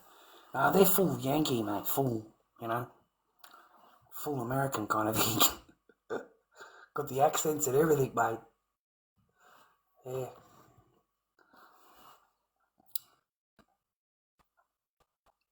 My sister's lovely. She's a lovely lady, mate. I've got American sister, Australian sisters. So,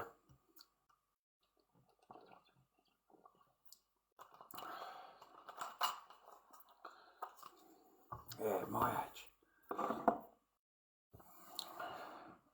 Anyway, I hope you're having a good night, viewer. I hope you've been happy, healthy and well. And I do hope you got someone in your life that loves you. Yeah? And that they love you. And that when they say to you, I love you, that it's actually real. That it's believable. It's not like fake. You'll know if it's real or not. So listen to your heart, listen to your soul, listen to that voice inside of you, and it will tell you what it is. Okay? And try and trust your voice inside you. You too, ladies. You got to start listening to that inner voice a little bit more. I don't think I get many ladies in here, actually. No, I don't think I do. I don't think I have many ladies come in. Oh, there's a cool Dobby. That's got to be a Dobby. That'd be a good name. Maybe not. Not these days, anyway. It's a beautiful day in the neighbourhood, a beautiful day to be a neighbour. Won't you be mine, won't you be mine, won't you be my neighbour?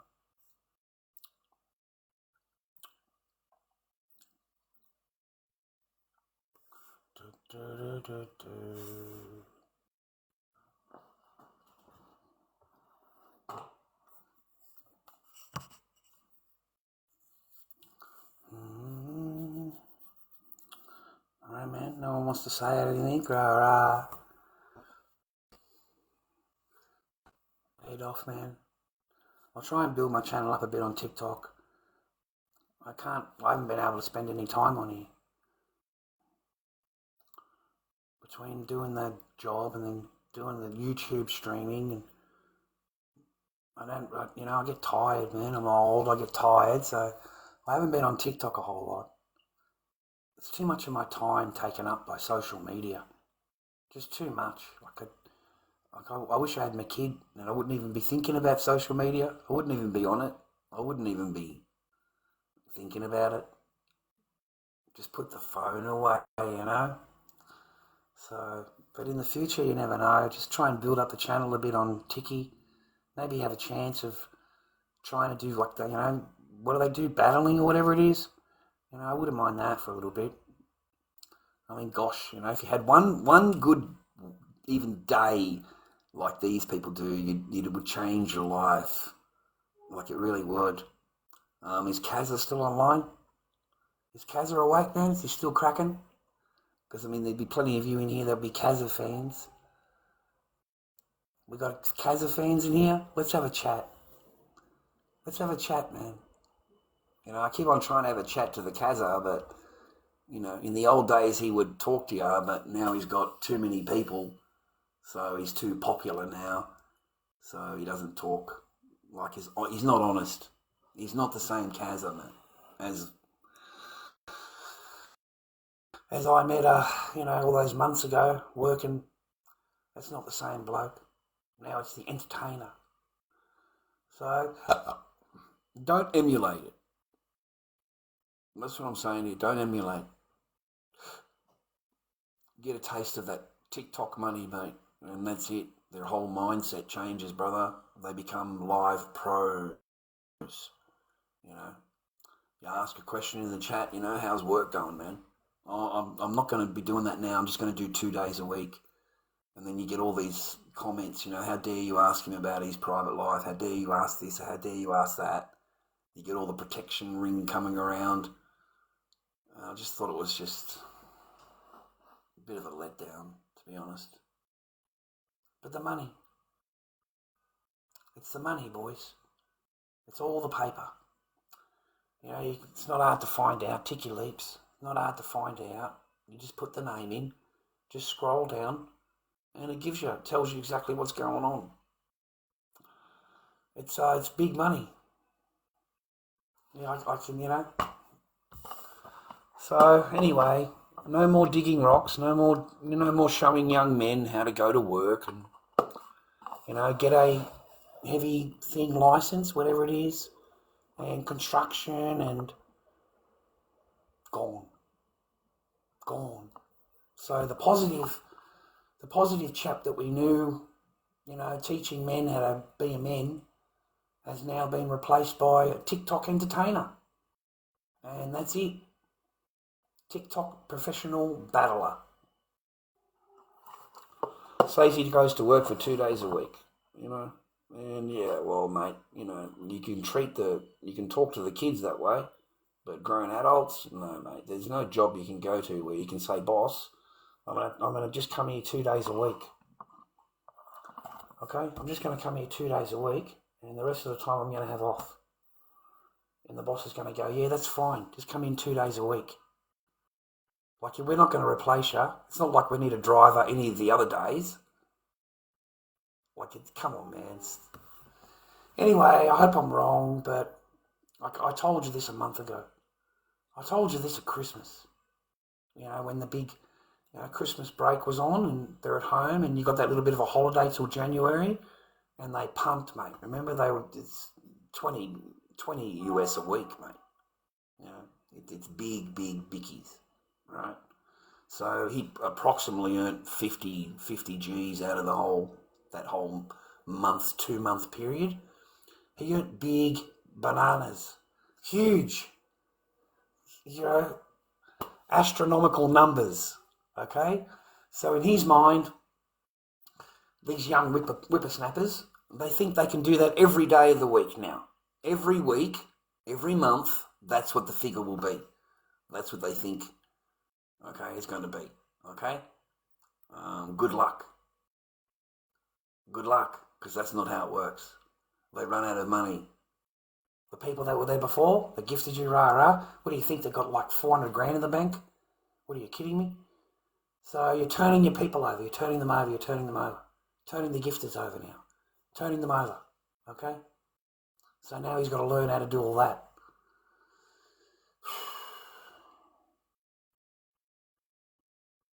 Anyway, I don't know, man. I was disappointed. I like seeing him doing, and he was a positive influence for young fellas. Positive. He was a positive influence. He's showing them how to go to work. He's showing them how to do the construction. You need a heavy-duty license to drive what he's doing. And he was, yeah. I thought that was pretty cool. You know what I mean? So anyway, now professional live pro. I don't know what you call them. Live pro, TikTok person, live streaming. Gift hunting, I suppose what you call them, gift hunting. They need another new whale. I don't know if you've noticed that or not, but they need another whale. They need another Irish Shrek. Is that his name? Irish Shrek or English Shrek or Blue Shrek or something like that? Green Shrek? Something Shrek. They need someone to come in that's a whale. That's what they're hunting for. They're hunting for the next whale.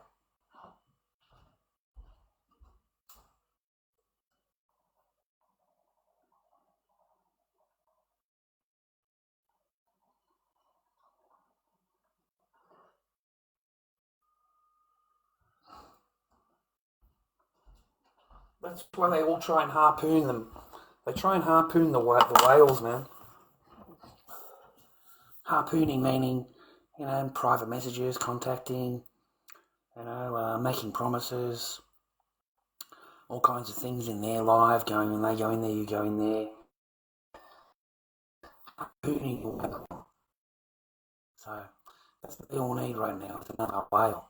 That's why they're all arguing over that particular gentleman. They're all arguing over him. Because they think he's got, a payoff from the house. Okay, so they're all trying to get a piece of that. It's really weird, bro. It's weird how the whole game works. Jackson, thanks for following the live. I appreciate you, man. Thank you. Slowly building my presence on here.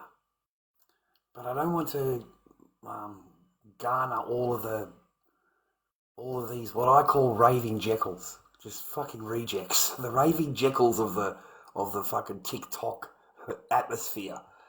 600 people in there, 590 of them are narking you in. They just can't wait to get your address. They're just busting to know where you are. They're busting to get on the phone. You've got like hundreds of people just waiting for that opportunity. You know what I mean? Like they just want to get you so bad. Like if you do anything illegal at all, man, you're gone. Like anything. That's why little Spidey's going, I don't do DRUGS anymore. I don't do any of that anymore. I don't have anything like that at all. Because he knows the minute it's a phone call, bro. Oh, my God. Yeah, imagine living under the stress, man. Like, seriously. Yeah, I know. It would be a nightmare to live this way. Well, I don't understand why they watch me or hours that be going live on the YouTube, and there's not even chocolate milk, mate. There's not even a coffee milk, mate. You understand? You're doing all that walking, all that talking, and you can't even buy a chocolate milk. Like I said in my stream, man, like, what do you think this is? Like no offense, but I'm going to start banning everybody. Absolutely everybody. You're all going to get kaboomed. Everybody. A whole lot of you. And I ban them all. Kaboom, kaboom, kaboom. All the way down. All your comments, all deleted. You're now in my jail. Why shouldn't I? Like no offense, but hey, I want a chocolate milk. I want a coffee milk. I've been walking for 4 hours. Yeah, fair's fair. So I'm just trying to drum up some support for him a little bit. I really am. I want him to sit down and have a meal, man. You know, like when he's walking and that. I don't want him to have to worry about going in and buying a chocolate milk, mate. Because whatever the fuck he drinks, mate, I don't know. You know, if he wants to have a beer, I want him to have a beer. He's a freaking adult. I don't care what the kid does. I don't care what he does. Don't you understand that? You need to leave the fucking Spidey bloke alone and let him live his life the way he wants to live it. If he wants to get fucking 420'd, let him get 420'd. What do we care? What do you care? You're safely sitting in your spare mummy's room on her computer and you want to make phone calls like a little bitch. You know, Generation X don't do that. We just let him do whatever he wants to do. You don't like it, put him on block. Put him on block. To sit there waiting for your opportunity to make a phone call is just beyond my thing. So I told Spidey, block them all. Absolutely ban them all. Ban them. Just sit there for 5 minutes and just ban the lot of it. Everything they write will go. You know, you got to take. He lets his channel, the chat, just do whatever they want to do, say whatever they, you know. You're not going to get support from any of these people. And you know what happens, viewers? The people that do like you, that do actually, you know, we are surrounded by people leaving comments that are just fucking bad, negative, running the person down, rah. If you were just a normal bloke reading all of this, like you just, you know, how are you going to support him at all? How are you going to bless him at all? You know? I mean, do you picture him doing the same thing in 5 years? Doing exactly what he's doing now in 5 years? Is he allowed to improve his life at all?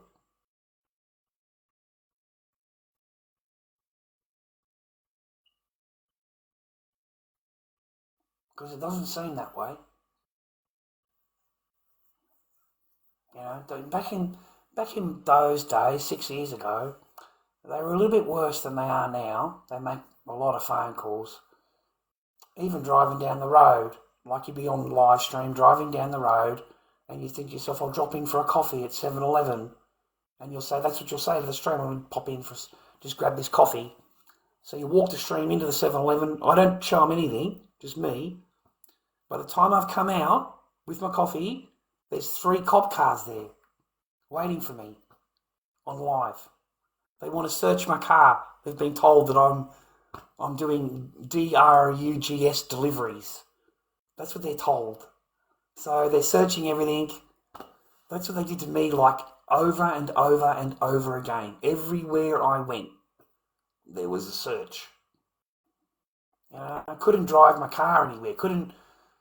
There's no restaurant that I can order anywhere in my area. Nowhere. No pizzas, no nothing. I'm blackballed from every single place around me because of them.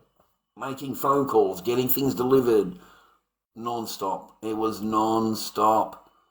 Non-stop. You didn't have to pay for it back then.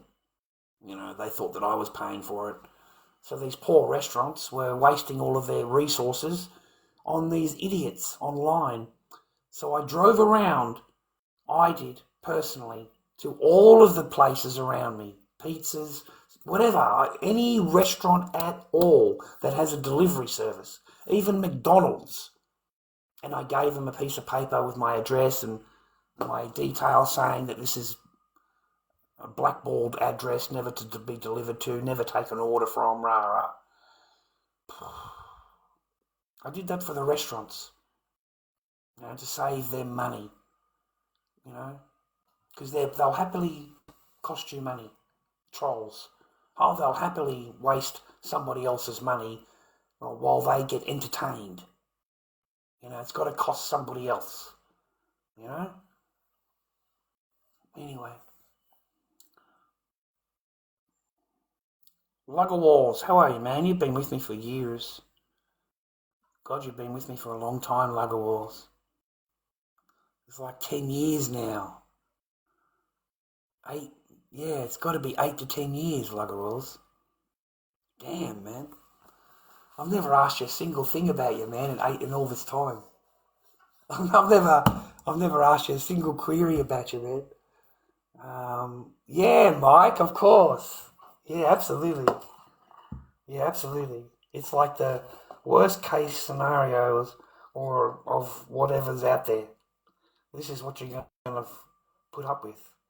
It's like a learning lesson for men, but men are too stupid to fucking watch it and learn. They just watch it and laugh, and they don't realise what they're watching. They really, really don't. You know, they're dumbed down. They don't learn. Men are dumb. They don't learn. They'll watch maths and laugh, right? I watch maths as a learning lesson. You know, I only wish I could make something for my channel, YouTube, on it about it, but it gets copyrighted. I've learned you can't even have the picture of it up. You can't have anything. They get you straight away. So yeah, what a learning lesson. What a great video that would make. You know, this is this is what the cosmos of all the different areas of women come together, and this is what is out there. This is the reality of what they're really like, without all the masks coming off, all of the, you know, there is no way for them to say that I said anything rah-rah. There it is. It's on TV. And there's no learning lesson there. They won't learn. But yet there's so many lessons to be learned there.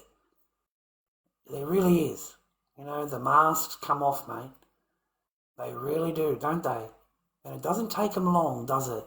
Once they know they've got the sign, the paperwork, their things come out straight away, eh? I told you, man. Like, it doesn't take them long for their rules and their feelings.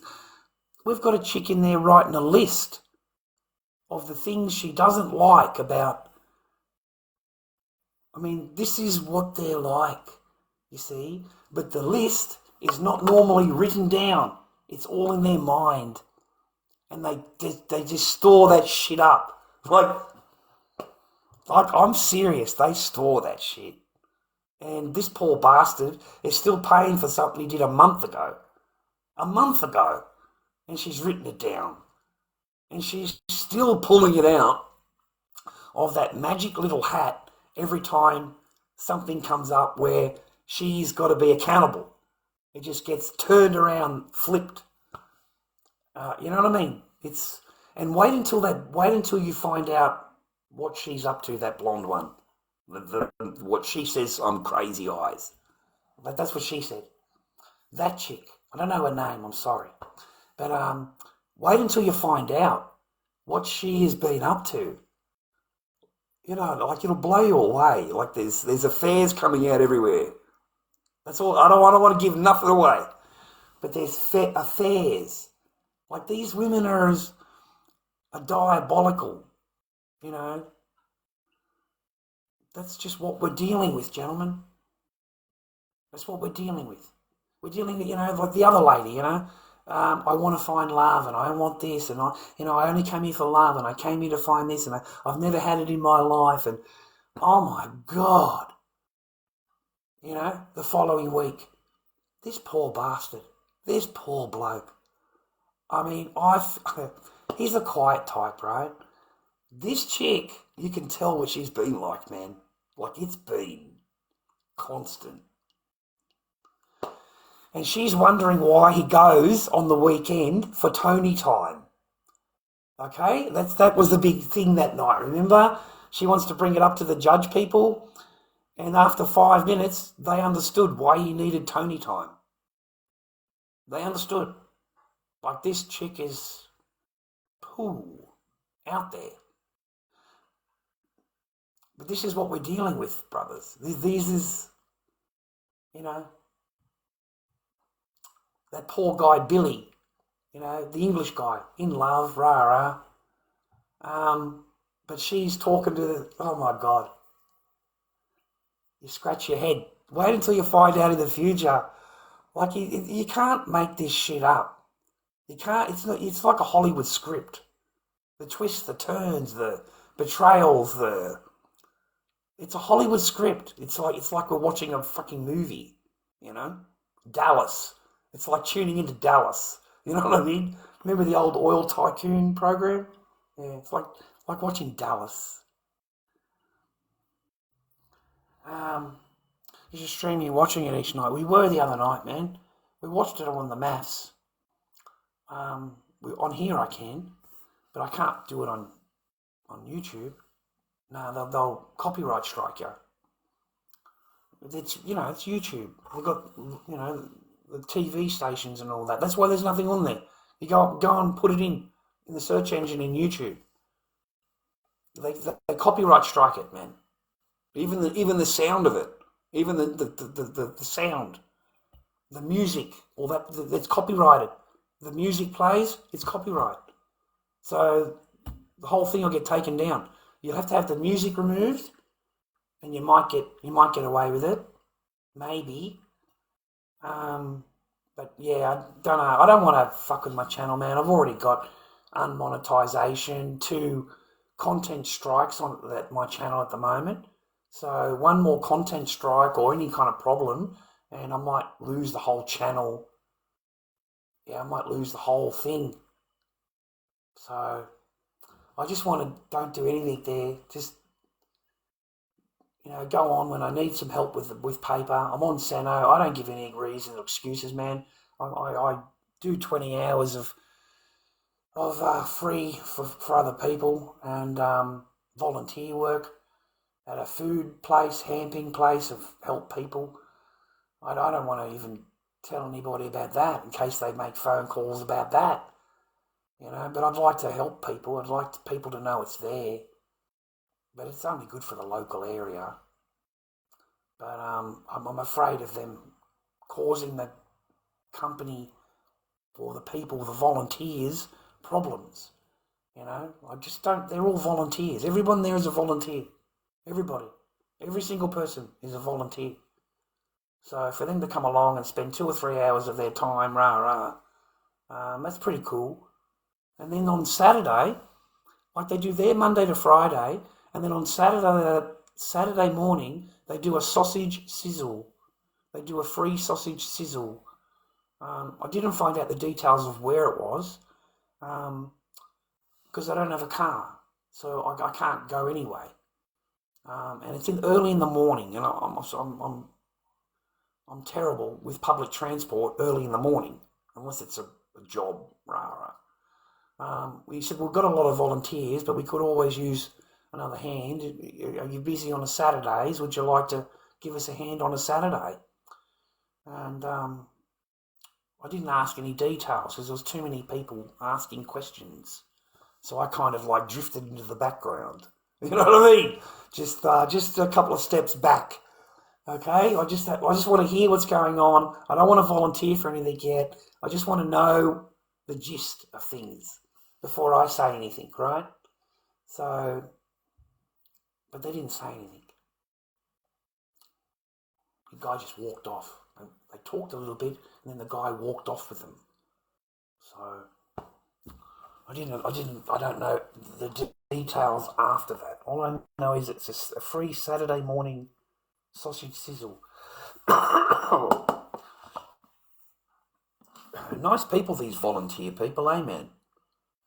Like they're not the same as normal people, man. They've got a different soul. You know what I mean? I don't know how to explain it, man. They've got a different soul. They're not greedy. They're not nasty. They're not like everyone's nice. Everyone's calm. I don't know how to explain it. There's no argumentative things. Like I had this real beefhead come in. It looked like he was maybe on the DRUGSs some way. And he's like a really big guy. And I'm like, oh, good morning, sir. How are you? He said, don't call me sir. I thought, oh, fuck, here we go. Like, seriously? He said, oh, I don't like that. I said, well, where I come from, it's a sign of courtesy and respect. So it wasn't meant in any other way other than that. So if you want to, you can call me sir if you like. I wouldn't mind it. No one calls me sir. I mean, I gave you the courtesy and respect of calling you sir. You don't call me sir back. Nobody calls me sir. Nobody. But I call them sir. and I'm older than them. I'm older than them. So I tried to teach this beefhead. And after a couple of seconds, he switched, man. He turned and he's all right. Like I introduced myself. I'm Chad. What's your name? I'm Rara. He called me over. Hi, Chad. What about this and this and this? And we had a little conversation. And then I said, look, man, you take care. You take care always. Rara. Stay happy, healthy, and well. You know me. But at the start, the kids, he's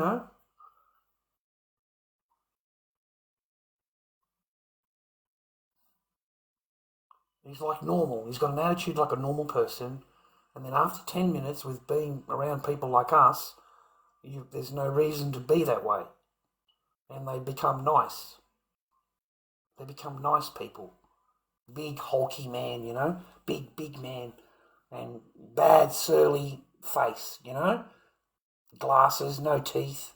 Big, big man. Like really big. You know. So we turned him from that little bit of nastiness straight into niceness. And he asked me, are you a volunteer? I said, yeah, absolutely, sir. Yeah, I volunteer. We're all volunteers here. We just want to help people. We let people come in, we give them food and that. And his whole attitude changed. His whole thing to me, his demeanour changed. His whole thing changed.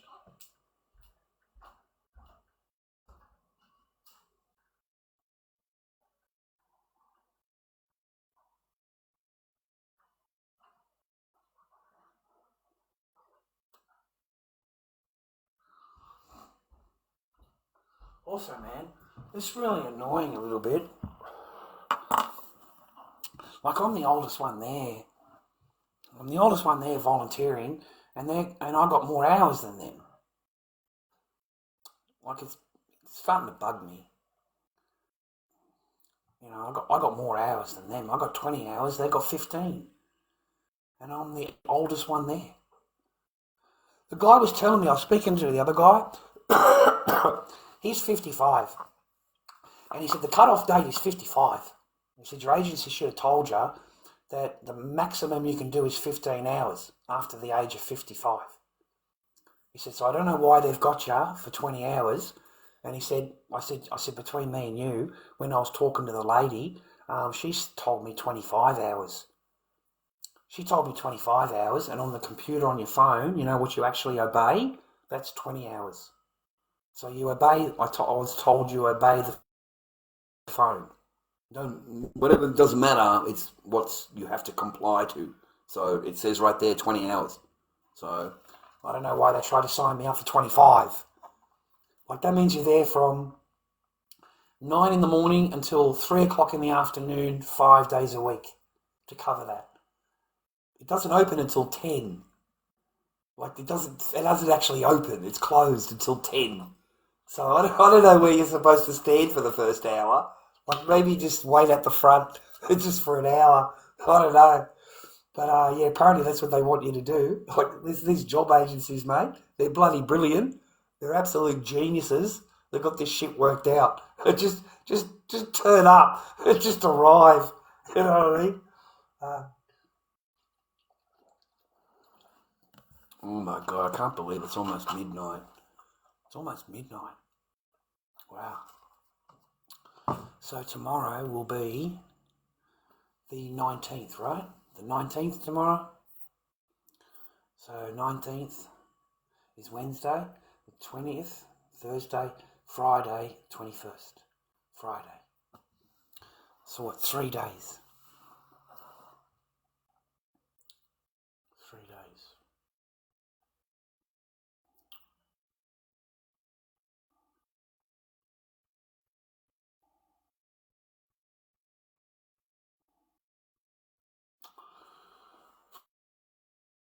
Oh, 3 days. Stresses you, huh? Yeah, I know, man. Going through all this stresses you, ages you. I had a lot more wrinkles before. I looked a lot worse before. I feel sorry for him now. I watch some of the old videos, some of the old live streams, and man, I feel sorry for him. The garage life, right? And I've got this beautiful home, I locked out after, 8 o'clock at night, back door locked, opened up again at 8 o'clock in the morning so I could go to the toilet. Like, you're doing me a favour. Like, I'd already pissed already in the garden. I'd already taken a dump in the garden. So you don't have to worry about that. You can have a nice little sleep in. Okay? I took a dump in my own garden. My own garden. So no, nothing like looking out on, it's all in black and locked up and you're sitting out in a cold freaking garage, mate, sleeping on the floor. I got plenty of memories. And I watch him and I remember how cold it was, and I remember all about the insects, and I remember the bed, the memories that I've tried to forget, get over, get past, and I'm over them. I don't dwell on them, but I haven't forgotten them either. You know what I mean? Can't seem to forget them completely. And I've got plenty of vids to remind me, plenty of pictures to remind me, of what he went through. And I'm glad he got through it. Like, I really am. Like, the amount that he had to put up with and go through and to keep going is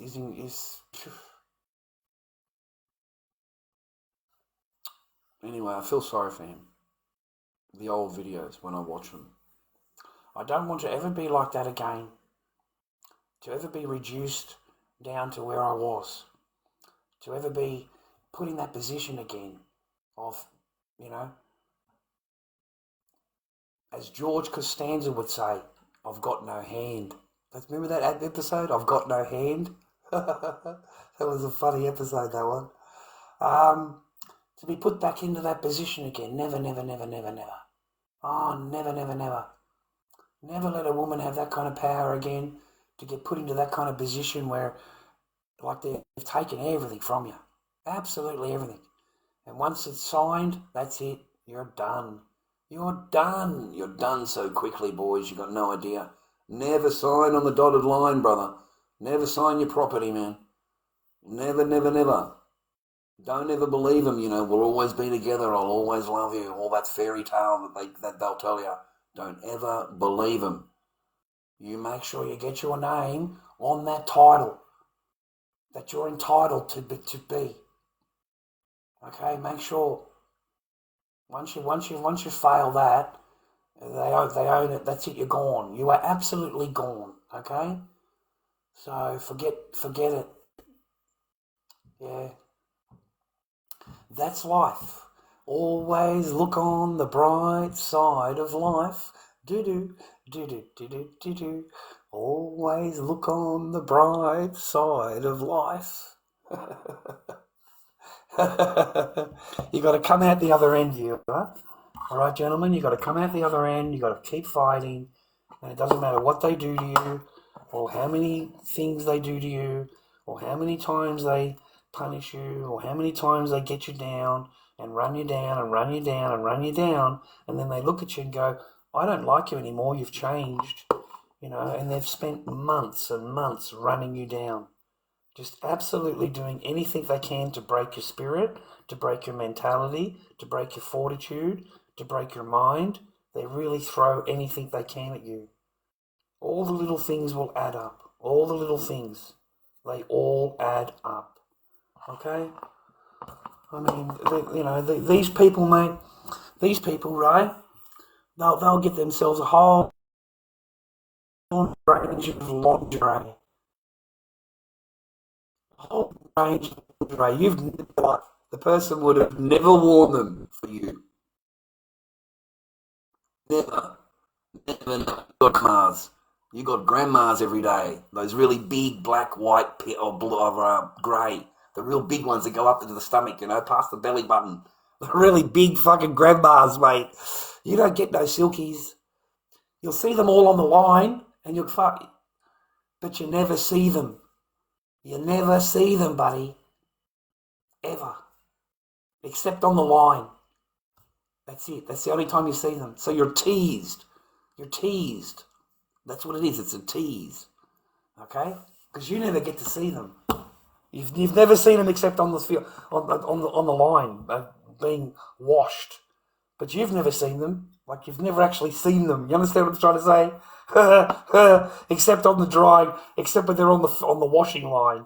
You know, that's it. That's it. Like, you just wonder, when, where. It's just cruel, bro. Just cruel. Because you actually love the person. Like, you actually loved her. You know what I mean? So,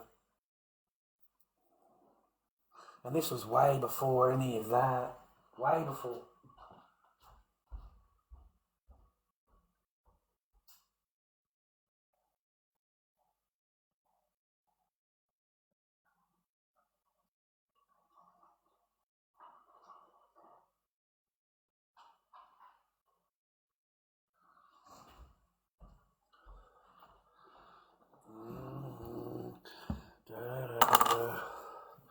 You didn't love shit, mate. You didn't love shit. You know? Nothing. You put him in that spot. You created Dobby. What do you think? I created Dobby? You created Dobby. How do you think Dobby got his name? How do you think I became Dobby? I went from garage arts, making masks, doing my live stream, showing artwork, showing how to create raws. That's all I did. I just went on there and talked art, and then I became Dobby. Just, I didn't pluck it out of the air, bro. I didn't pluck it out of the air. He's created. He was created. He was absolutely created. He became Dobby. So no, man. The evolution of garage arts to that's not on me. That's not on me. I've got no guilty conscience about that at all. That's not on me. That was created, unfortunately, by circumstances and being put into that particular circumstances. And he became Dobby. He became worthless, nothing. Just a person that comes in and does the cleaning and disappears. Have dinner, come in, they all have dinner, and they tell you to go and wait outside. Swear to God. They tell you to wait outside.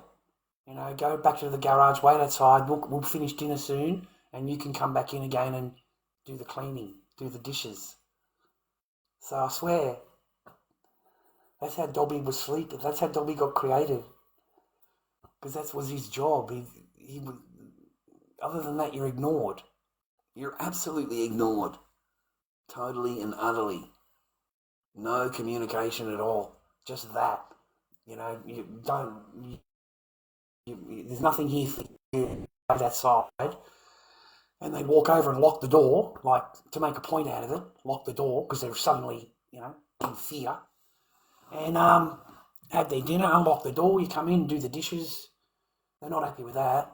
You got to do the dishes, the counter, you got to do the floor, you got to mop it and, broom it or vacuum it and mop it. And do the garbage bins, make sure they're done. That was Dobby.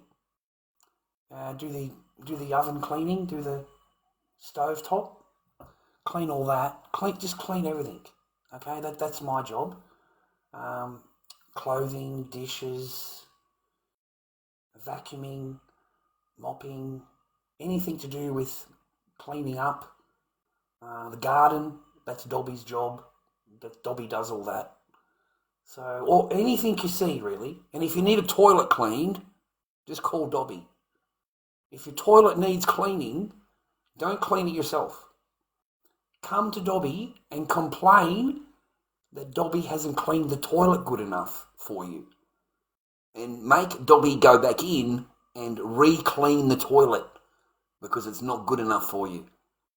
Because that's Dobby. And that's how you treat Dobby. And after he's cleaned your toilet for you, you tell him to go back outside and you lock the door because you're in fear of Dobby. You've got to fear Dobby. That's how Dobby was created. I swear. That's how I felt inside as garage arts. That's how I felt. Because at the time, you got to remember, my little daughters, they loved Harry Potter. And we watched Harry Potter all the time. And so I related to the Dobby character. Where he comes out, he does the cleaning, he clicks his fingers and all the food's done. Oh, the cooking too. I forgot to tell you, the cooking. Because I don't like the boiled noodle with the cut up spam and a little bit of flavouring. Yeah, that's not dinner to me. I can't eat that. It makes me physically ill to eat spam unless I'm in a camping site in the middle of the freaking woods and I can't eat anything else. That's when I eat spam, okay? But I don't eat it on the general with noodles and a bit of flavouring mixed through it. That's not dinner for me and my kid. It's just not good enough. So chops, steak, potato, vegetables. That's what I was, because I'm Australian. I eat Australian food. Australian, right? Barbecue, pizza, freaking, T-bone, lamb, mashed potato, corn, Western food. My kid wouldn't even eat meat at the start. No meat. She wouldn't eat it. She just eats spam. But I got her to eat the bone, the nice juicy meat that's really close to the bone. You got all the tough stuff.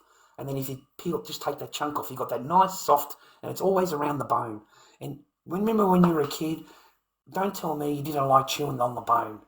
Every kid, that's how I introduced my daughter to meat, like real meat. Dad did that.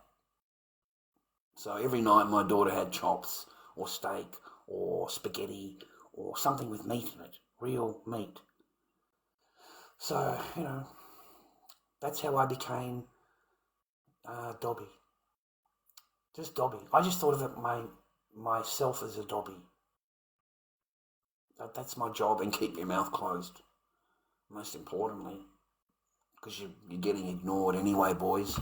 So trying to put all the effort into trying to say hello and making communication is really difficult when you have all of these chores and your main priority is your child.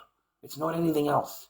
It's making sure your child is fed, bathed, entertained, park, walking.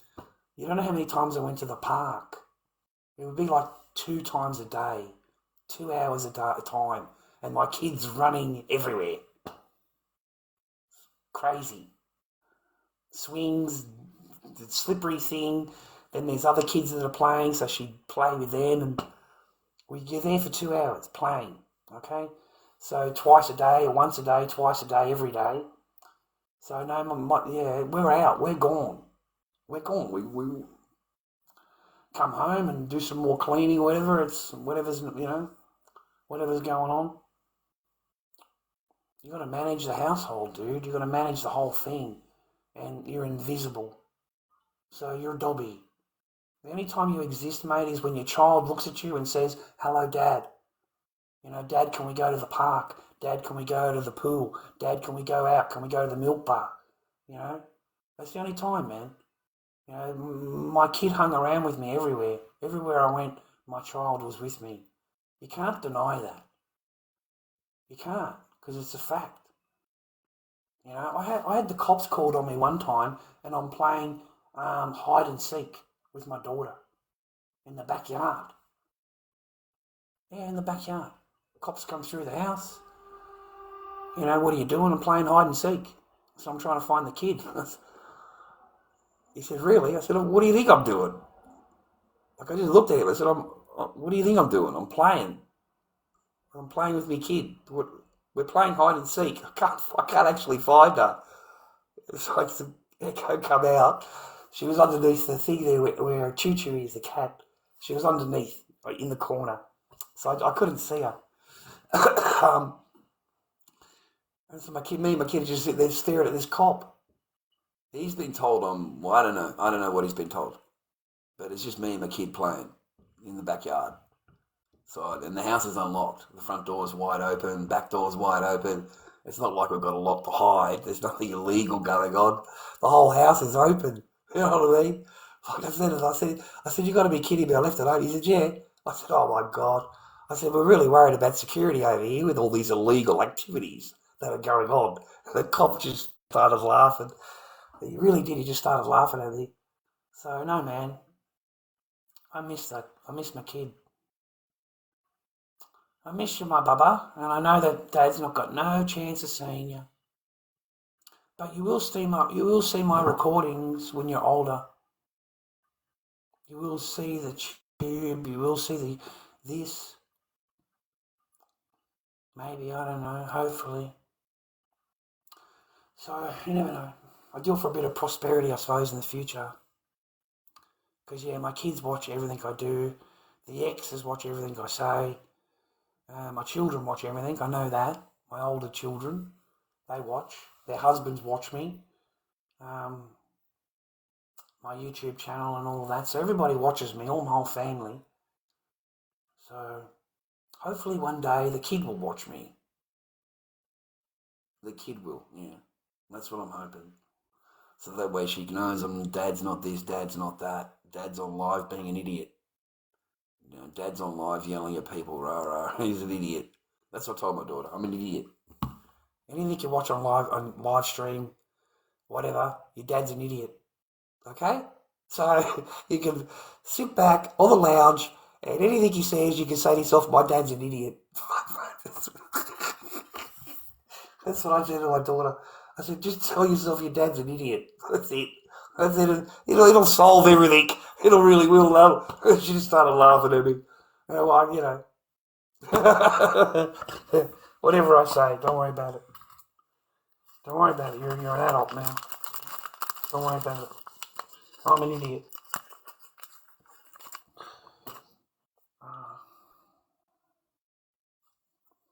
Stay happy and well, viewer. I hope you have a good week. I really do. I hope you've got a good week going on. I hope you're cracking away. I hope you're not imitating any of these people you watch on here. And I do not care about your videos anymore. I don't care about what things you put into a magistrate's court or what family law court you're introducing to, whatever it is. It does not matter. And it doesn't matter because you don't obey anything. You don't obey it. You do not obey anything. Okay? Nothing. So, it doesn't matter what I do. It doesn't matter. You have no intentions of anything at all. And I have lost complete faith in the system.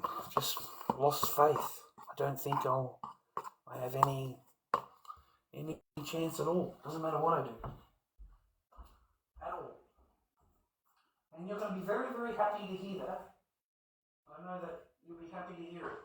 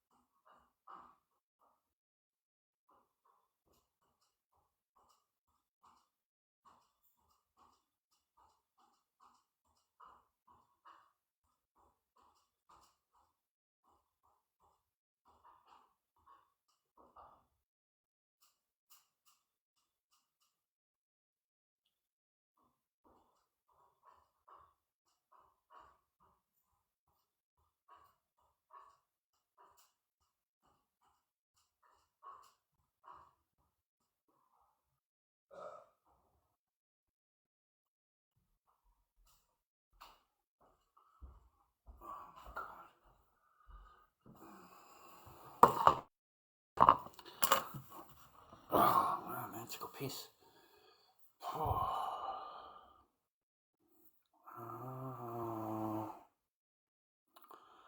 Well, compared to what's on here, Levonsa, Levonnaso, Levonaso.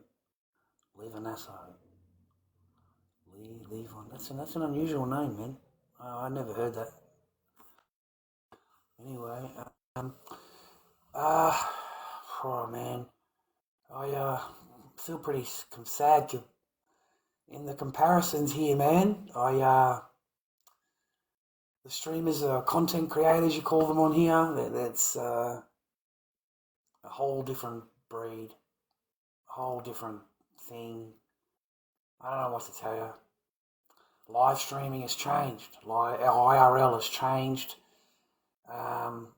There's no paper for people like me. There's paper for DV people. There's paper for actual charges, mate. They like an actual person that's done time or is in doing time or is out on charges, and they love proof.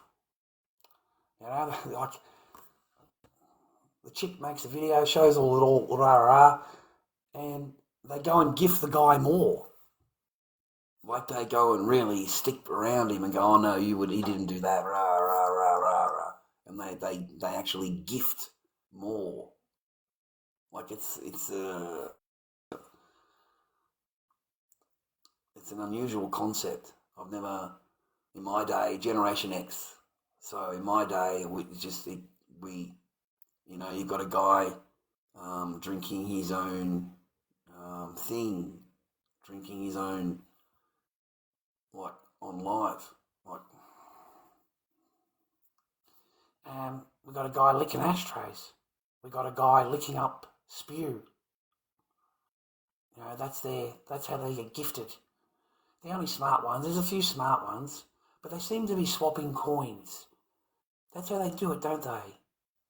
Like, yeah, they got fresh gifters, and don't get me wrong, these people do extremely well for themselves. It's a few thousand US a day, every day that they go on. Some days, maximum, the most I've seen is 12,500 US for one day. Okay, one day. But I have noticed that when you've bought the coins, they don't lose value, do they? You see, if you swap them with another person and send those coins over to that person, and then they get up to the ranking rah, and then 2 weeks later or a week later, you take those same coins and you give them back to that person, and then they can go up in the ranks. They can go up. Is that how it's... Is that how I've worked? Have I worked this out a little bit better? Is that what's really behind the headlines, so to speak?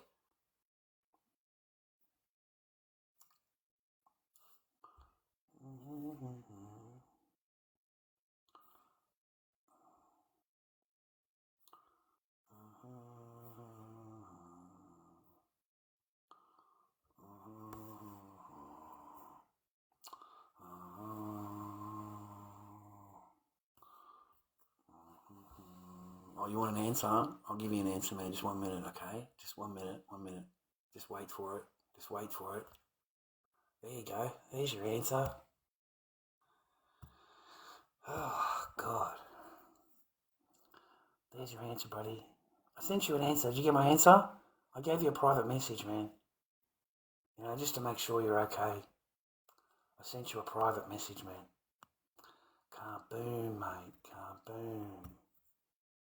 Did you get my message? Just let me know.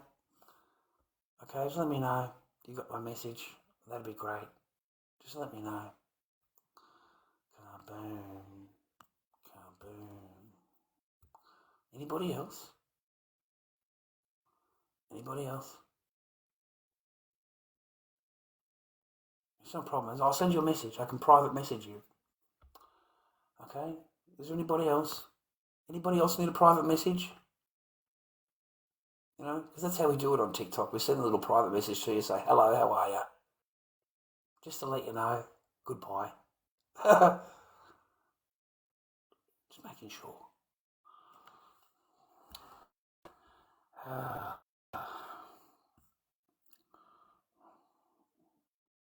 No, if they're for a private message here means kabooming YouTube. You sure you want me to private message her? Private message you on here means kaboom on YouTube. So it's up to you. Hey mate, how's everything going? Alan, fucking beautiful bloke, how are you? I hope you're well, man. I'll miss you. I gave you a phone call and say hello. But your sleeping patterns are mine. I'm presuming you're in me chat or you can hear me on the outside, dear Alan. I hope you're well, bro. I hope you're doing okay. Alright, I miss you. I haven't got a vehicle. You haven't come and picked me up. I know, I'm a pain in the arse, eh? So, other than that, man, doing volunteer work. The government's got me doing that. 20 hours. We've got preliminary hearing on Friday. Did the family report 2 weeks ago. So at least we're going up in the order. We're not going down. So the next one is preliminary, and then after that is final. Haven't seen, as you already know. I know, you already know. No, I haven't seen my, as you already know, I haven't seen Echo. I've had no contact. Alan, you were one of the ones that actually said to me, ages and ages ago, just brace yourself because it's never going to happen, rah. And yeah, you're right. So that helped me, you know what I mean? That's why you're my best mate. You said shit to me that made sense months later. So, yeah, man, if you've got any spare time, I finish at 2 o'clock at the volunteer place. And, yeah, just come home, I do here. Just waiting for my day. Make a mask here and there, nothing. I haven't got any latex. Nothing I can do about it. It's more than the fucking Sano, mate. Can't do a mask. Well, it's alright, man. Nothing to complain about, mate, at all. Nothing to complain about, Al. I hope you're well, mate. I hope Dad's better, or Dad's okay. I hope your mum's good, and they're lovely people, alright? Nothing really to report, man. I stick to myself. I don't really go anywhere or do anything. Just go do the hours and come back, and that's it. Wait for the next court date. Lawyer has given up on me, or not given up. They don't do legal aid anymore. They've said that they've decided they don't do legal aid anymore. So they've dropped me as a client in the 11th hour. I ask too many questions now. That's the problem. I'm just not happy. Like, they don't answer any questions, no emails, no phone calls, no query. They don't answer nothing. And when they're in court, they're silent. They just sit there. They don't say nothing. Nothing at all. They don't file paperwork that I ask them to file, they don't. So I got a little bit humpy with them or whatever, I just asked them questions, man, like a client. So anyway, they've, stopped doing all of that. And so now I've got to try and find a new lawyer at the 11th hour after the 21st. She's laughing, mate. She'd be laughing, just laughing. She hasn't needed a lawyer in all this time. She lost her funding, man, because she wasn't obeying the order, so you lose your funding, So they don't need funding, man. They don't need lawyers. They just walk in and other people make them happy. Other people, everybody else makes them happy. It's, it's really weird. We are chatting, my friend. We are chatting. Because I know you're listening to me. I know you're listening to me. So after the 21st, they've told me they can't help me in court, and so I phoned up everybody in Dandenong. They won't help me because my case has gone on too long. Those are their words. So she's laughing, mate. So a little bit hesitant on it all because I'll try and get some help in court from the old biddies, or there's a certain thing that I can go and ask for in the court, maybe get some help there. Because as a man, it's very hard to stand up and say anything to these people at all, because you get charged straight away with contempt of court because you speak up. You know, you ask questions or whatever, they don't like it. So, oh, you'll love this, Al. You'll love this, mate. Like, this is probably why I'm up, Anyway, we had a 4-month wait for the family report. Pretty important thing, An hour here, hour there, hour with the bubba. Everybody gets an hour. So I walk in. Within minutes, I'm being accused of that I have an order, a DV order against me, and a DV investigation pending, DV order, a DV this, all this DV stuff, Al. I don't have anything, Al. It's never ever in 4 years has this ever been mentioned in family law court, ever. In no magistrate court, nothing, ever. So suddenly, this person, instead of answering questions, just threw more accusations into the pile. And this person who's highly paid psychologist, court, thinks I have an order. And there's nothing I can say to this lady that convinces her that I don't.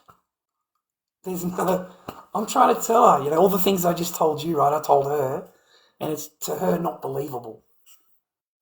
She doesn't believe it. That's how I felt.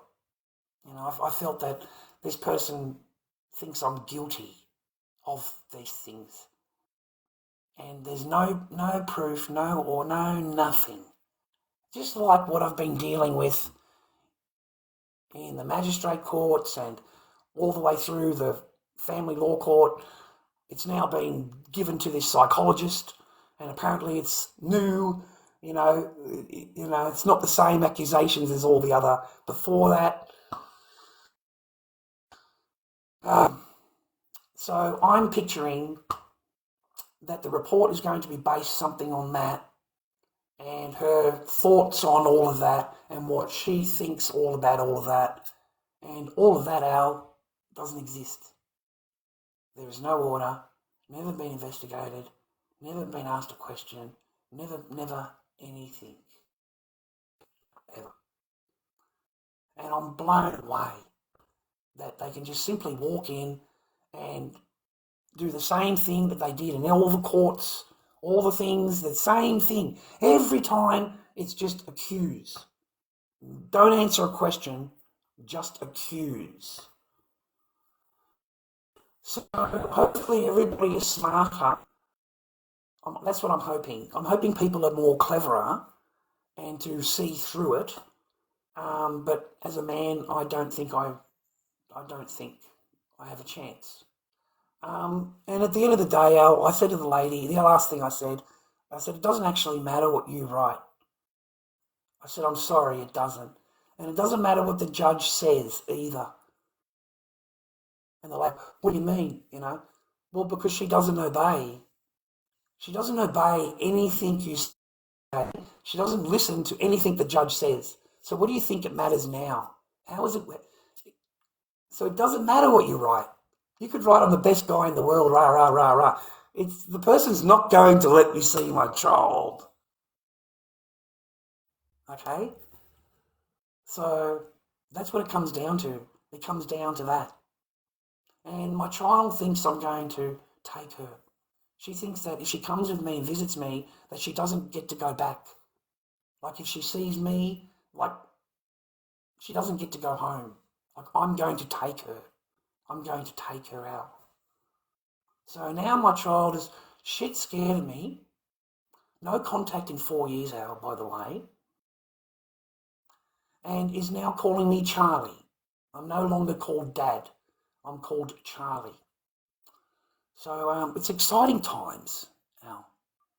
We haven't given up. We just keep going, mate. We get up in the morning. I've got to go and do these volunteer work. I've got no choice to keep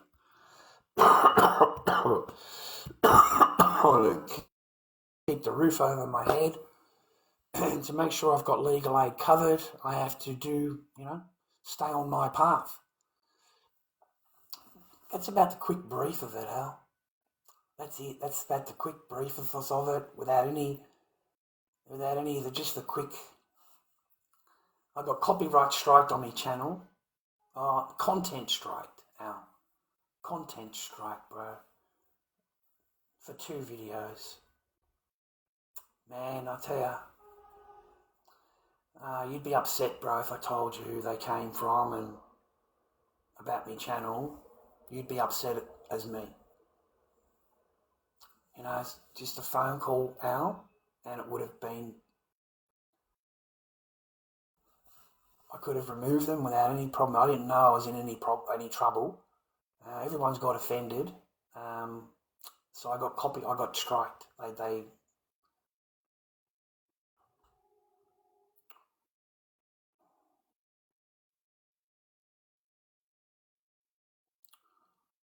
So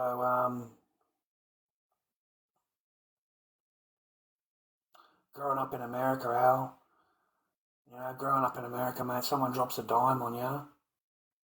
What do you do, man? What do you do when they drop a dime on you, Al? They dropped a dime. They didn't have to drop the dime on you, Al. They could have just called you. Instead, they dropped the dime on you, man. Get you done. Take your channel from you. Make sure you can't get any money for anything. How dare you have those videos on you? How dare you have them on your channel, rah. Like, I was flabbergasted, Al, and very upset. Really upset about it. Like, I'm supposed to be, this and this, and obviously I'm not. Obviously I'm not. If I was, you would have just called. They could have just called if I was. So that was upsetting. No, we can't get a new bloody lawyer. They all say to me, your case has gone too far and we can't help you. You see, Al, it's gone too far, Al. There's no paperwork to lodge, Al. There's no big commission to be made, mate. They've got to sit there doing a little bit of reading and catching up with the case. So they don't want to do that. Okay, they want to be able to file paperwork and charge $500. They want to be able to read an email and earn $200 reading an email. That's what they want. But with mine, we're all the way to there. So it's a whole bunch of reading, it's a whole bunch of catching up, it's a whole bunch of getting to know what the case is and what happened and rah. So it's a whole lot of work, you see, and they can't file except for the hours or whatever. So no, man, the money's in the paperwork. That's what they earn. That's how they earn the big money in the family law court, Al, these lawyers. It's filing the paperwork. Oh, just to file a piece of paperwork, mate. Peruse an email, But these lawyers don't answer you back, man. You can phone, pen, tap, you like the number one lawyer in right? Yeah. I don't need pro bono. I'm fully legal aided. I'm fully funded. It's not pro bono. If they're legal aid people or whatever, I am fully funded. I have done my thing. They're not funded because they don't do the right thing and follow the order, so they lost their funding. But they walk into court, they're surrounded by old biddies, the old court biddies, and they're all briefing her up, the old court biddies there. And, mate, they're as useful, they're more useful than the lawyer that I had. Oh, mate, they're not silly, those old biddies running around, man. I mean, my lawyer did nothing, just sat there, didn't say a word. Judge spoke to her, asked her, oh, you only want supervised visitation, right? Oh, yes, that's right, that's all I want, Your Honour. Like, that's it. And then they throw it back on me. We're just going to jump straight to family report there, Mr. Barker. I know you're not going to like that too much, but we're going to take our time. It's going to take 4 months or 3 months. Of course, when that date came, of course it gets rescheduled, Al. Very busy person. Tries to go for another 3 months. Tries to reschedule it like she does the court. If you don't turn up for that puts the court case behind. So now you've got to reschedule the court case also. So it doesn't work. You can't do that with this one. You can only get 1 month. So they got then 1 month. They extended and rescheduled. And then as they walked in, instead of the lady, Al, when you walk in, she's got a specific set of questions written down, okay? And she goes down the list and you answer the questions.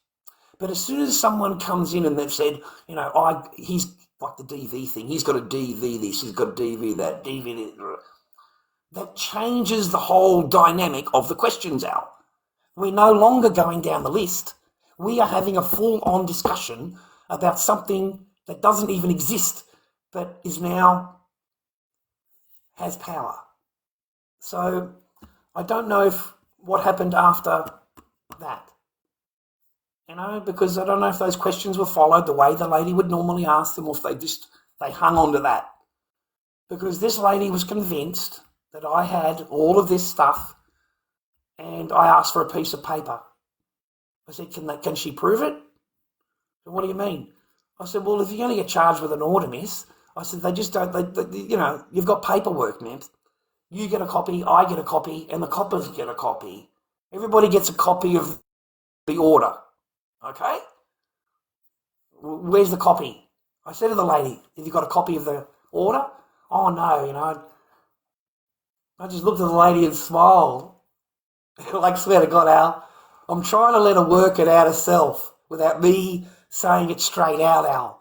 I'm trying to because she's not a stupid lady. And I said to her, really? I said, in 4 years, it's never been mentioned in family law court, never been. I said, I don't have a piece of paper. I don't have any orders to show you, miss. I said, I'm not here to lie to you. I don't wait 4 months to see you to lie to you. I said, I certainly do not have. Totally denied everything. Totally and utterly denied anything, didn't believe me. I believe I walked out with still her thinking in her mind that, yeah, that exists. Because you can't say, because it's a woman accusing you. So they really don't need proof until they get to court. They can accuse you of whatever the hell they want. Anything they want, mate. There's no repercussions.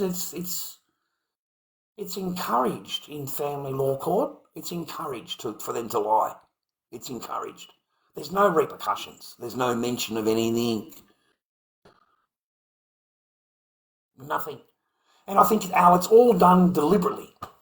This whole thing, it's engineered by them deliberately. Because the idea is for you not to see your child. It's not for you to see your child. It's for you to not see your child.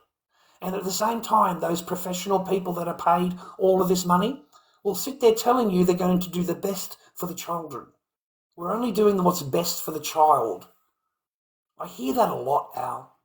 I really do. I hear that by a lot of people that are well-paid professionals telling me how it's all what's best for the child. So you're dealing with people that say to themselves that, 4 years, it doesn't matter. 4 years, it's what's best for the child, So I don't have any faith in them, Al, I'm sorry. Because it doesn't matter what the lady and the judge there says. She does not obey. She doesn't obey. So I don't know what you what you want to give me, but I know I'm not going to get any phone calls. I know I've already got that now. I have voicemails, phone calls, video calls.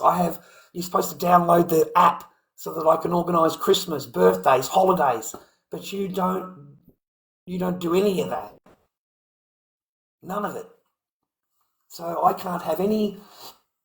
I mean, it's really weird, Al. The person calls me. Al, the person calls me. I'm not a bad guy, am I? I can't be too bad, right? Like, she calls me, right? I'm not bad or anything, man.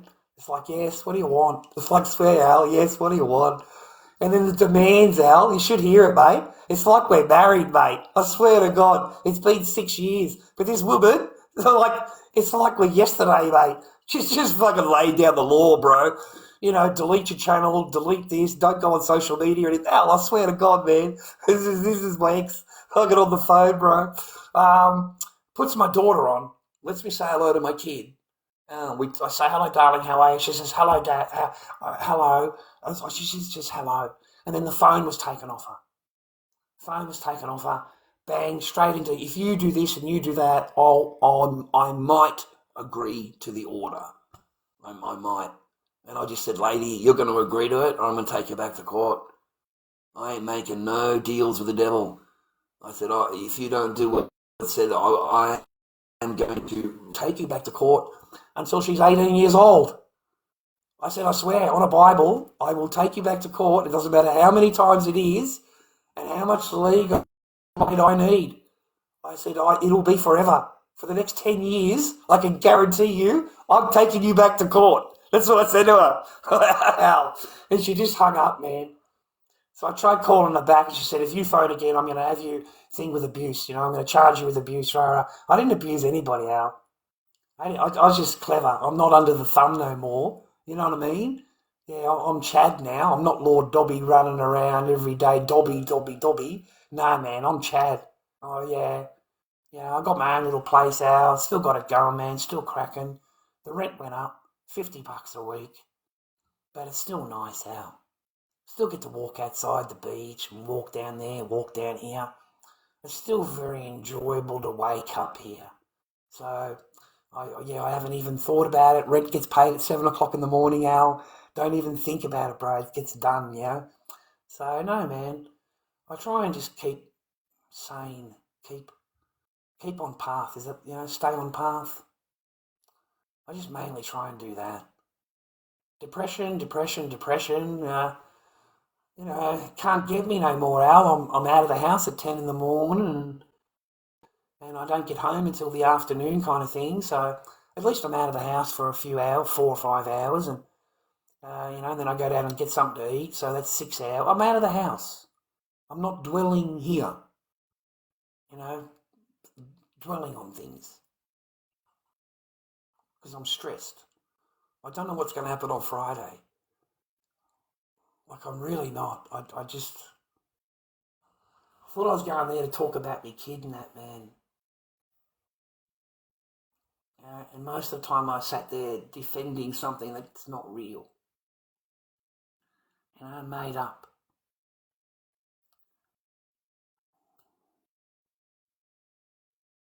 We got to see Echo, Hal. We got to see Echo, man, before I fucking, before I end up fucking, not around anymore, I got to see me kid, man. I got to let her know she's got a dad. She doesn't even know she's got a dad, Al. She calls me Charlie. So the identity of her dad is gone. She doesn't see Dad, she sees Charlie. And I'm worried that one day it will be Uncle Charlie. It'll be Uncle Charlie, Al. And then it will just be Uncle. Can be easily done over a period of a couple of years, just slowly change the wording, changes the mindset. The kid now looks at you as Uncle. Uncle in Chinese is anybody. Any male is uncle. Any lady is auntie. That's like sir and yes, sir and miss, for us. So I am worried for my little daughter. I'm worried. Okay, I've got an incredible contact centre report. It's just the ending is really sad. Just the ending, man. Just the kid. Just the kid's own words, her own actions. I'm not even there. It's a third party. You pay to have the report done. Cost me $350 or something. And it's a 4-page report, everything that happened while you've seen your child. It's incredible, the photographic memory of this lady. Can remember so many details, and without any book, no notes. Just remember. I mean, I didn't see a video thing on her. I didn't see a video camera or anything that would video anything, so she would have those. But anyway, my kid's, description when she was getting dropped off. I just don't understand how a woman can hear all of that and say that it's for the better that you don't see your kid, when the kid herself, is asking for you, and the lady hears it, writes it down, reports it. So it's just sad, our little Echo. And we can't let her, like we did the Mega and Kyra. We can't, we're not, we are going to go the whole hog, mate, the whole way, everything.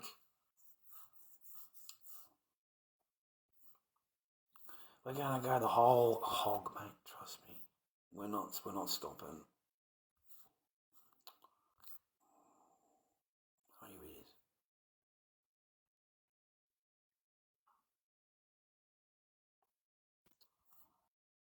I appreciate you, Al. It's okay, man, honest. I just share my story with you. We seem to have been on the same thing, the same ride, 4 years now. We'll see how Friday goes, because I just don't expect anything anymore. Completely lost faith in the whole system. The last question the lady asked me, Al, what if I recommend to the court that you never see your daughter again? That's what I was asked. What would you do? So I sat there and I thought about it for a while, Al. I swear, I didn't, 20 seconds, just sat there thinking about it. And I looked at the lady, I said, you know what I might do, miss? Because I've got some spare time, I said to her. I said, if I'm told I can't see my daughter ever again, I said, I'm going to make some dirty big signs, really big signs, Fathers have no rights. Children have no rights. I said, I'm going to go and picket the family law court. That's what I'll do. I will picket the family law court. I, miss, will walk up and down the pathway Monday to Friday with those signs. That's what I will do, because I've got nothing better to do. That's what I said to the lady, Al. That's what I said to her, honestly.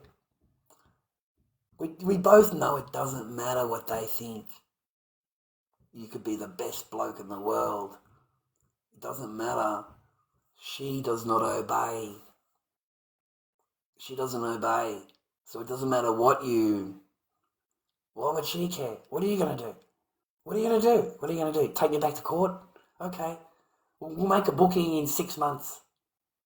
And then when you go back in there again, I've got a whole new range of things to complain about. I've got reasons that you should not see your daughter. Okay? Look what you said last week. Look, it's on video. Look what you said last week. That doesn't account for the last 4 years, but look what you said last week. You know what I mean? So you can't win. I can't win. There's no way I'll see my kid. At the same time, they want you to be quiet, Al.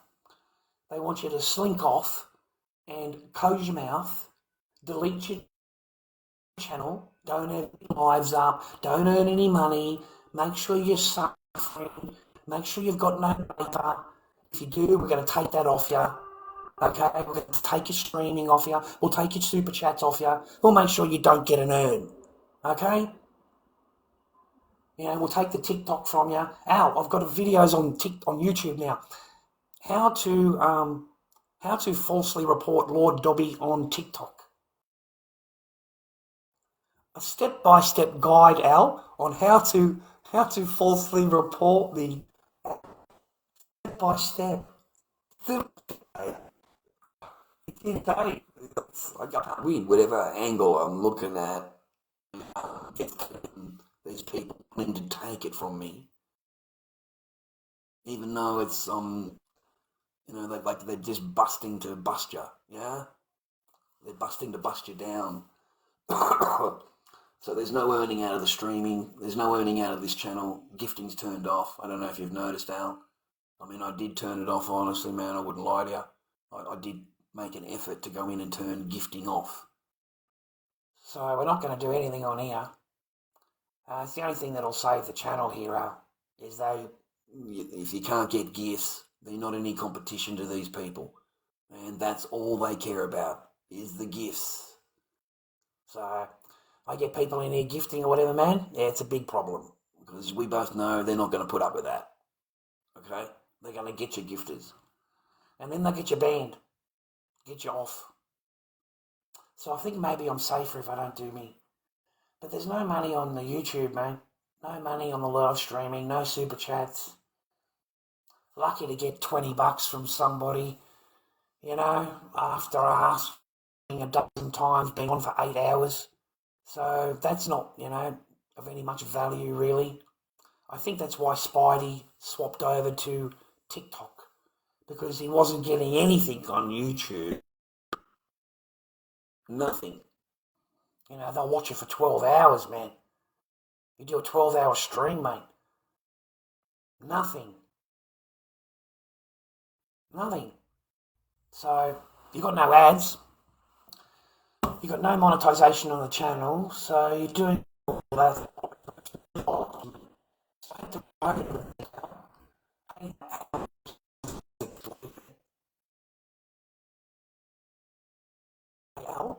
Through there, 14,000 views, 10,000 views, 20,000 views. It's a lot. Oh,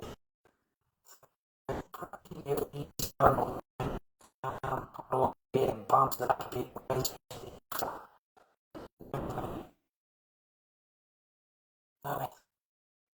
No ads. So all the views wasted. You get a couple of cents every view out, you gotta get something, mate, You know what I mean? At the end of the month, the shit adds up, Al. It adds up, Al, trust me, man, we both know that. So a little bit here, it all adds up over the month. You end up with a few $100. That stuff really helps brocasters like me and you, or broke fucking potho fucking people like me. $300 is a lot of money, you know what I mean? So yeah, they took that from me, man. They took that from me when I lost the monetization. They take your money, so I lost $200 when that happened. I don't know. I think I get it back if I get the monetization back and the account comes back. I think the money's there. I don't know if the company keeps it or not. What else have I got, Al? That's about it, really. Yeah, that's about it. I go and help an old lady during the day. I've got to do the voluntary work to keep it all rock and roll going, So it's just like this old Greek lady. She's really nice. She fucking hands out all free food. You know what I mean? She's got a kind heart. Volunteer work. She owns the joint. It's all food hampers and bread and milk and eggs and, each person that comes in gets a tray and, that's what's going on there, man. So I do all the cleaning, mate. The place was filthy, Al. Filthy, mate. I mean, this is an old chick, man. You can't expect her to be doing all the mopping and rah-rah. It was filled up with a lot of shit, man. I haven't made anything, man. I haven't got any latex. I wasn't lying, man. See, no latex, man. No latex, man. Just the molds. No, I haven't done anything. I haven't made anything. Nothing. These are all old. Same. I haven't made a single thing. I've got I don't feel comfortable spending, 230, 240 when I've got 280. Can't rely on the stream, Al. See, I can't go online and rely on my stream. $20, right? So I feel very uncomfortable trying to walk around as my age, and I've got 60, 80 bucks or $100 to last me 2 weeks. You got to make the mask. Don't forget, Al. You got to make it. You got to do it all, rah rah, and then you got to list it. Takes days. You're looking at a week. Even if I push it, it's still going to take a week to do. I haven't got a car to get over there. Of course I would help you clean whatever you want me to clean, man. Yeah, whatever you ask me to do gets done, man. Like, whatever you want me to do is you want me to do the mopping, the friggin' everything, man. Make it smell like friggin' bleach. Hot water, bleach, everything, man. As long as you got the mop and you got it all, you know. But yeah, if you're living in a fucking mate, I can understand. Yeah, yeah, man. I need work, man. I need to. Yeah, I don't care what I'm doing or cleaning. I ain't got no transport, man. I've got no transport or whatever. And on Monday to Friday, I'm there. I'm there doing this volunteer work, government shit to keep the doll. Saturday, Sunday, I can. Whatever day you want, I can spend a few hours just doing that. Just potter around, do the cleaning, garbages, counters, floors, vacuum. Yeah, man. Work is work, Al. Yeah. Plus, you do need help, man. Your parents and you. Come on, man. You're a fucking hero. You're a heart patient, dude, and you're taking care of your parents. Like you're a fucking soldier. Like incredible. So no, man. Oh yeah. Be no big problem or whatever. No. Yeah. I don't have much interest in coloured rocks. Fucking $5. $5. Fucking. Fucking. I'll suck the cunts up with a vacuum. They look fucking dirty, mate. We're gonna suck fucking. I'll have you screaming there. Get a fucking vacuum cleaner. Yeah, no, I have no interest in that kind of stuff. I like that white one. You had a white one. That was nice. That was unusual. I thought it comes white. That was really pretty. Yeah, whatever suits you and your parents. Whatever. Yeah, I'm just there to clean for you, and your room or whatever. Yeah, your fucking room needs cleaning. That's for sure. Last time I was there, all that shit needs to be tidied up a bit.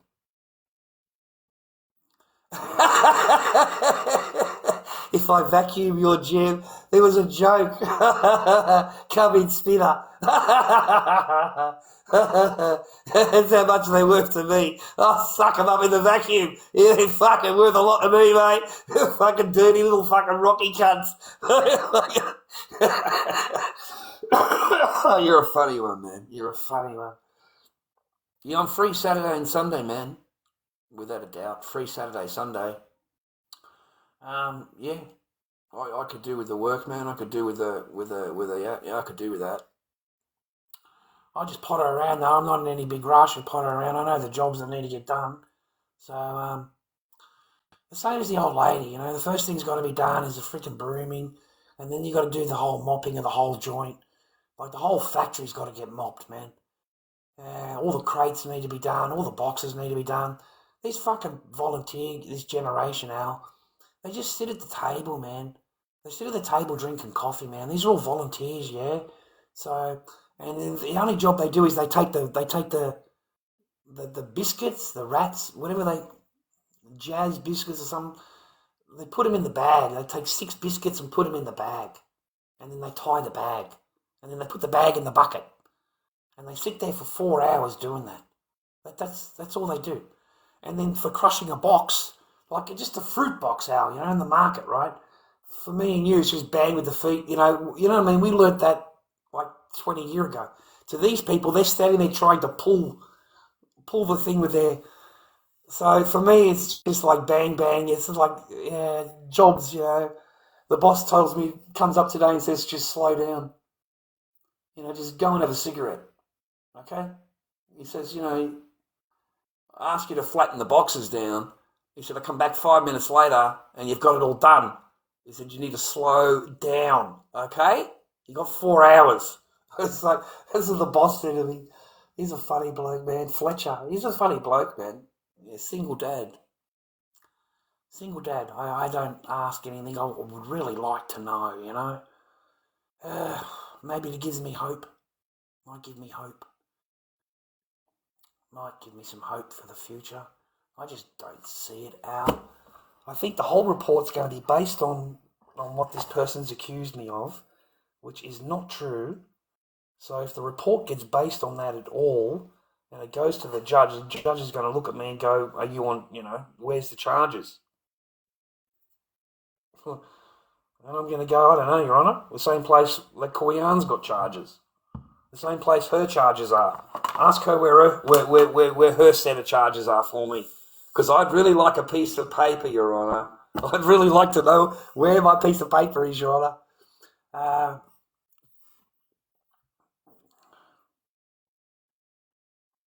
Oh my gosh, isn't that amazing? Oh my gosh, Father Man, so you've got to know, that'd be a niece or a nephew. Isn't that wonderful? That's pretty cool. Your brother's doing a good job, man. He's fucking in the saddle. Oh, mate, your brother's he's fucking on the gallop line, mate, your brother. Right, he's smashing it out. He's smashing it out, your brother. Ah, man, that's good. Hey, you got yourself a girl, man? You're not an ugly bloke and you're a good talker. You get yourself someone? I'm kind of hoping you have. You can't have the same luck as me. Gosh. I can get you some nice 420 at the moment, Al, if you ever need 420, man. I can get you some really nice 420. If you need it for your thing. 15 years, wow, man. You feel like an old man or what? I feel like an old man now, eh? Gosh, I haven't even asked you how old you are now. You're getting pretty aged now. Oh, I wondered what you've been looking like. I bet you still look young, man. I still got that young face. Fucking hell.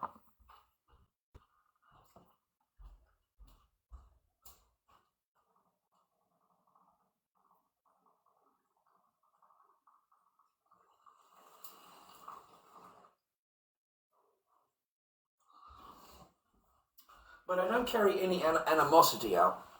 I don't carry any animosity towards anything. 40, wow, Al. Yeah, you look 25, I agree. Yeah, you look really young compared to me. Okay. Yeah, I know. This is what fucking biscuit does to you, mate. It really does. It ages you. It tears you apart inside, makes you miserable and horrible and depressed, and it ages you. I didn't have these wrinkles when I walked in. I wasn't diagnosed severe depression disorder, anxiety, like all of these, diagnosis, right?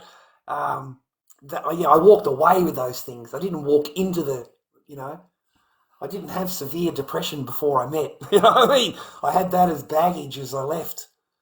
So that's what it does to you, Al. Yeah, it does what it does to you. Missing your kids does that to you. Dreaming about Echo does that to me. I dream about her, Al. Can't help it. I dream about going to the park and dream about cooking for her and, dream about her. Yeah, Al, I'll tell you the truth. I was sitting at the bus stop, right? And, I just got out of the shower. I had wax in my hair. Yeah, life does that to you, Al, yeah. Anyway, I'm sitting there and, this nice old biddy come up and sits next door to me.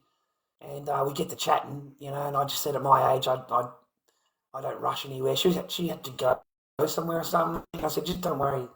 Just catch the next bus. I said, at our age, you know what? There's no reason to rush anywhere, or there's no such thing as time. Me and you, at our age, we don't exist on time. There's no time. You know, like you do it, you do it, you don't. If you're late, you just get the next bus. At our age, there's no good stressing about all that. She said, 57? She said, I'm 65. She said, you look about 40. I said, really? I said, you want to get married? I said to the total stranger. I said, that's the kindest thing any woman has ever said to me in like 8 years.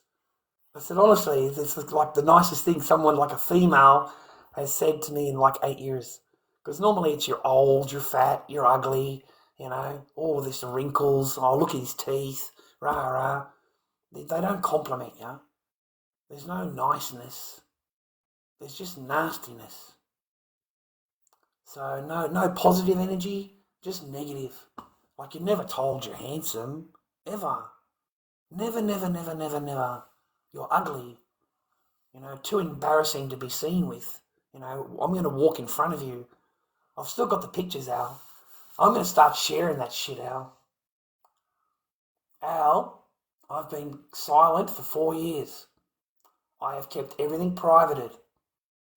And nothing is obeyed. Only I obey. And I figure, Al, if there's nothing going to be obeyed, then let's play the same game. Al, you know, so I'm going to start slowly releasing my, you know, videos of just playing and going to the park and, you know, my memories that I have on Facebook. Just start releasing them, you know, unprivating them out, you know, with everything. You're stressing with everything. 1 minute.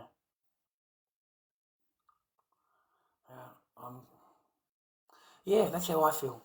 Completely burnt out and over everything. I think that's a good way of putting it. Yeah, better words than they're good words. That's how I feel. Burnt out. Just dillygaff. Total dillygaff. Just absolutely dillygaff, dillygaff, dillygaff. Okay? Just yeah.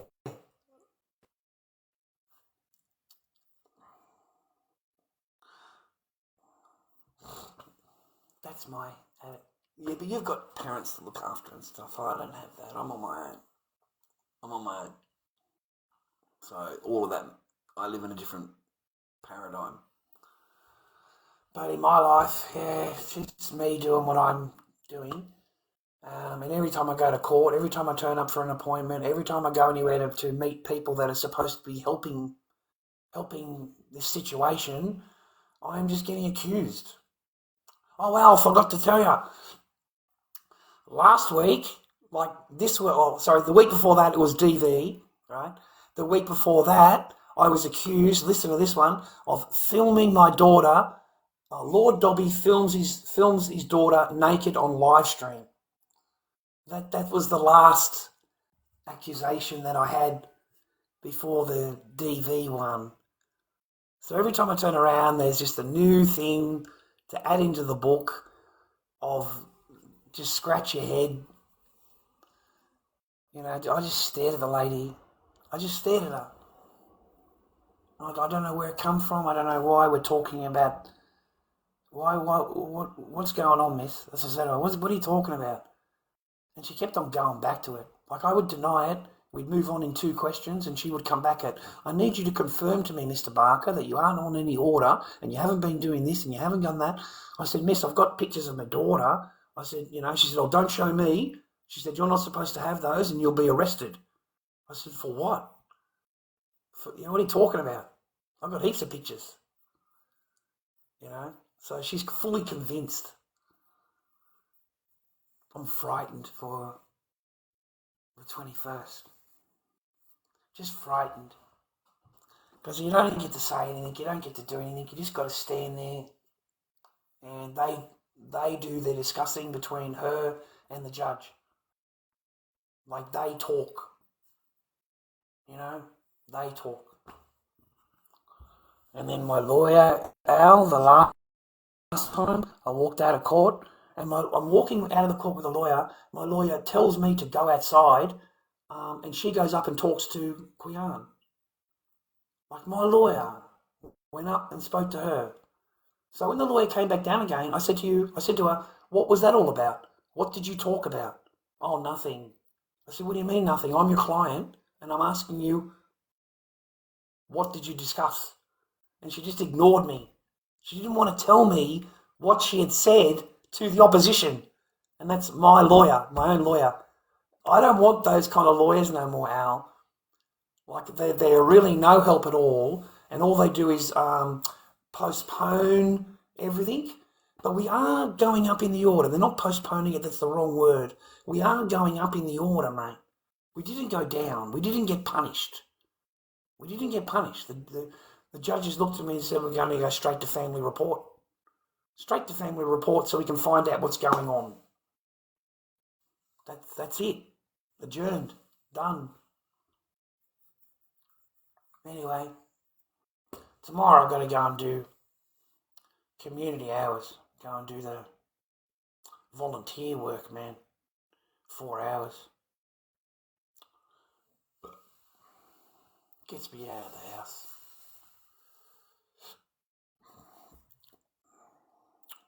You have a good day, Al. I'm glad you dropped in and said hello, man. But I'm getting tired now. I've been up since really early this morning and I might go and sleep now. Oh, people.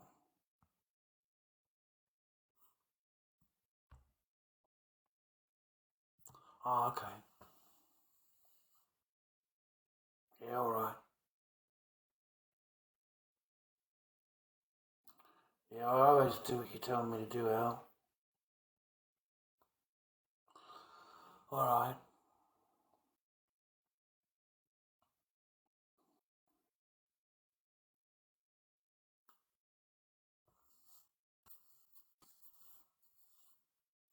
I'm going to try and get some sleep. Yeah, much love, man. Sleep soon. I'll go to bed now. Yeah, much love, bro. Okay, I really appreciate your messages. I thank you for it. Thanks for reaching out, man. You reach out every now and again when it matters. And, yeah, again, you helped me. It's okay, man. I'll be totally strong. Totally strong, alright? I only go on when I need the help, Al. Yeah, I run out of paper, so I go on live. Trying to get a little bit of paper, mate, to make it through until the next Wednesday, before I get paid again. Rah, rah. Otherwise I stress, man. I don't want a hamburger every night for dinner, Al. I don't want that every night. I'm already doing like a pizza, whatever. As long as it's under $15 a night, then I'll be okay. So I'm already, I'm a shit cook, and the fucking supermarket's miles away. Like, it's absolutely miles out. I've got to hike that shit all the way back home again. It's fucking killing me, mate. Like, I'm too old to be hiking bags of groceries, all the way back home again. So, I don't look forward to that anymore. Go down there, hiking it everywhere. Yeah, that's the only reason I come on the line, mate. And on here, I turn the gifting off to try and just save the channel. So I don't know what to do, mate, At least I'm not on here trying to fucking beg or whatever.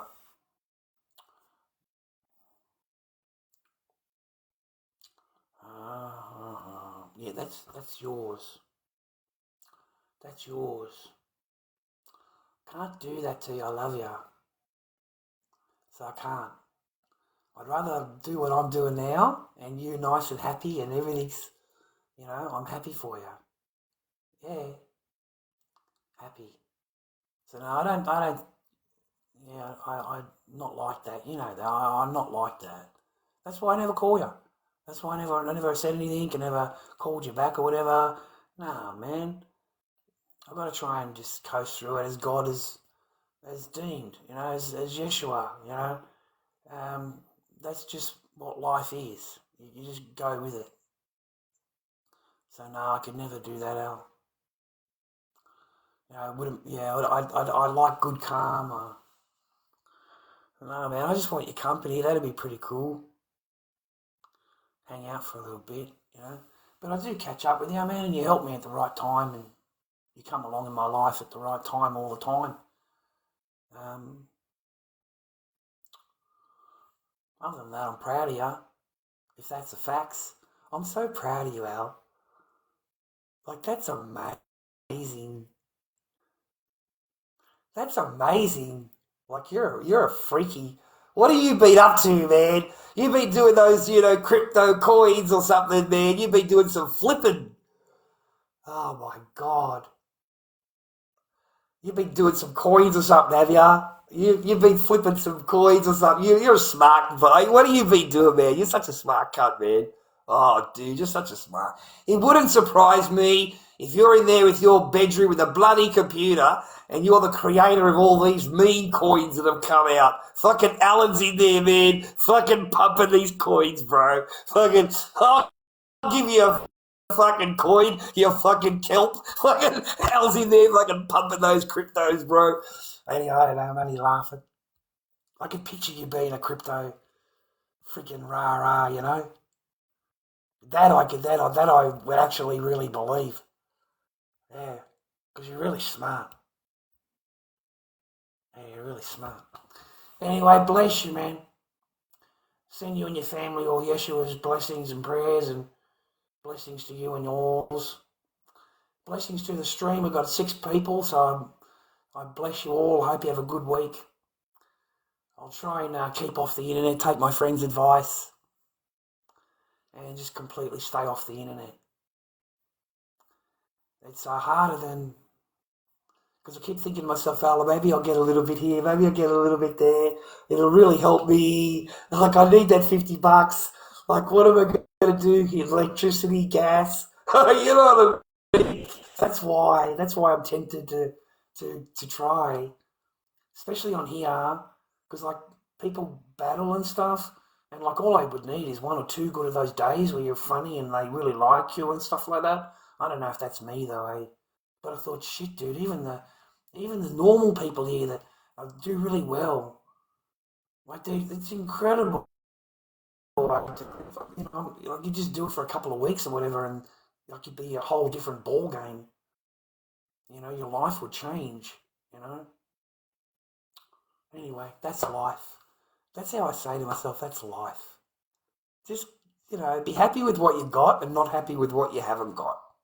You know what I mean? Like, be happy with what you got rather than worrying about what you don't got. I wake up in the morning now, I've got a really nice place, and I open the door and I can smell the ocean. I open the other side, I've got a beautiful view. I've got, so I'm kind of thankful, Al. This is the only coffee we got. Like we're povo as fuck, dude, but we're not unhappy. We're not like, complaining and stuff. And I spend my time volunteering. That's what I'm doing. Food hamper, volunteer in Seaford. There's only one, easy to find. It's only 5 minutes away from here. 5 stops in the bus. So that's given me a different perspective on people, different, different way of looking at people. You see poor people that, and they come in for their groceries and fruit and veg and bread and milk, and they line up, and everyone writes their number down.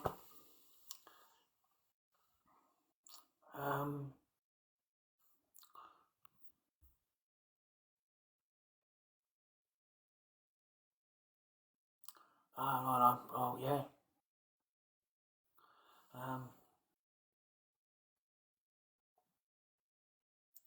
Anytime, man. Anytime that I can. Anytime I go, yeah. Anytime you got a job or whatever, you need help or whatever.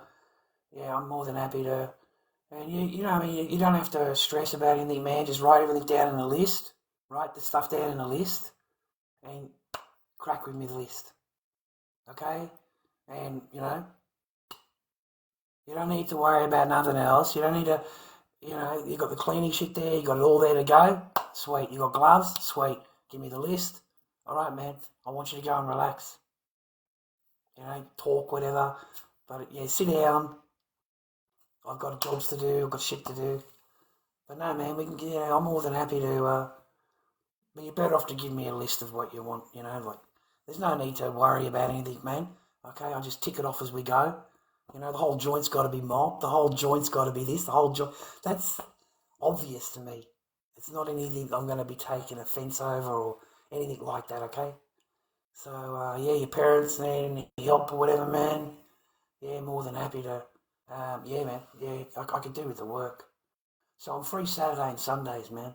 So hopefully it won't take me a couple of weeks to get your joint in order. Like, you're not that filthy, are you? Are you a filthy, are you? Are you a fucking smelly? You got a bit of a fucking stinky over there, are you? Oh, you're a fucking stinky cunt. You got fucking shit everywhere. You fucking grotesque little grot. Fucking get in that kitchen, you grot. Fucking...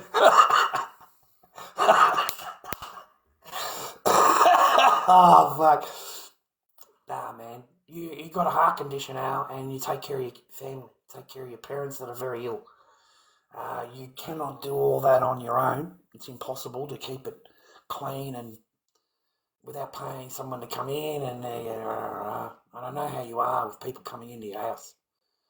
Yeah, I know how you are with people coming into your house. I know. Yeah, I know. You just tell me, that's you don't need to go in there. You don't need to go in there. You don't go in there. Well, the door never gets opened, pal. Like, I'm here to do this. All of this filthy shit. That's my job, Al. After I've done that, I'll be a bit more happier to talk to you. I'll have a couple of choggy, whatever's going on. But basically, man, I'm there to just write it down on the list. Okay, you don't need to overload the list. Just write it down on the list. Whether I can get it done that day, right from top to bottom, is another. But it carries on to the next. The next day. The chore's still got to be done. I imagine you're a little bit overloaded over there. But I live in Seaford, man. I live here. Yeah. But more than happy. Yeah, I need work. I need it. I need get some paper underneath me. It helps me and my kids. It helps me. I can go to the supermarket. I don't have to worry about anything. You know what I mean? On the old Seno, mate. There's no steak over here. It's a fucking $10 pizza, mate, on the Seno. Like it's a hamburger. You got to. That's how you have to live. Otherwise, you're not going to be living within your means, and you're not going to be able to. Your rent is the most important thing, and the bills are the second thing. Electricity and gas. That's it. I've got no kids, man. It's not like I'm going and picking up Echo and taking her out for the day, and even if I did, I've got no money, man. So I can only bring her home. At least I can spend some time with my kid and play a board game, and it wouldn't be boring or anything, Al. But I wouldn't be able to take her anywhere, rah. I am a bit worried about that. Take her to the pool and shit, not have to worry, So I've been thinking about that. I've got to get some kind of work, I really do. But I thought that at my age, they don't hire you when you apply for these jobs at Seek and all of that. They don't hire you. They could hire someone half your age for the same money. Half your age. That's just fact. And it's the same money. The money's not different. It's the same.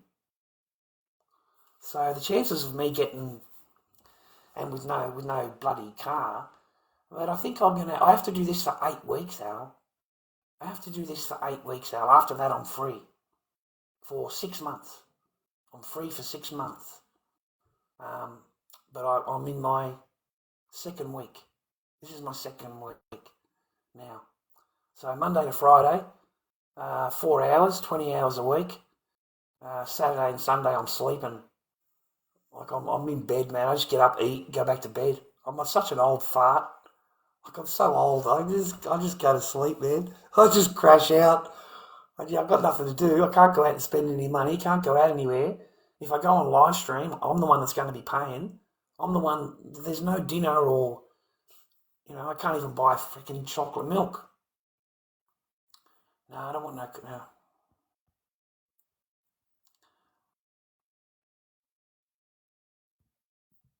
No. No.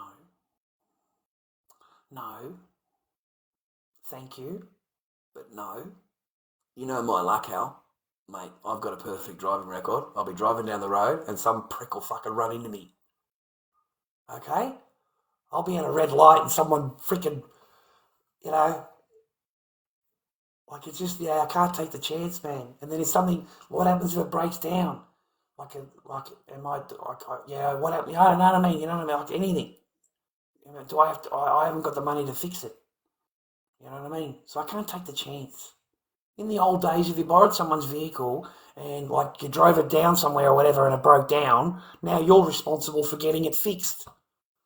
In the old days, that's how it happened. You know, because it's in your care, it's in your responsibility. So it happened under your watch, so you have to get it fixed. You have to bring the car back to me running like I gave it to you. That's how the old school was. So I don't like borrowing other people's property, man, in case something happens and I'm responsible and I feel like shit. And, you know, I could have just been sitting there and some prick sideswipes me, you know. So no, I'd be afraid of driving the thing, man. And the bus is only around the corner now. It's only around the corner. It's only the hike that I'm complaining about. Like, it's a freaking hike to go to the supermarket, that's all. I know what I'm going to do, Al. I'm going to save my money. I'll get one of those little electric bikes, mate. You know? You watch, I'll have it for 3 days and then someone will steal it. Someone will steal the bike.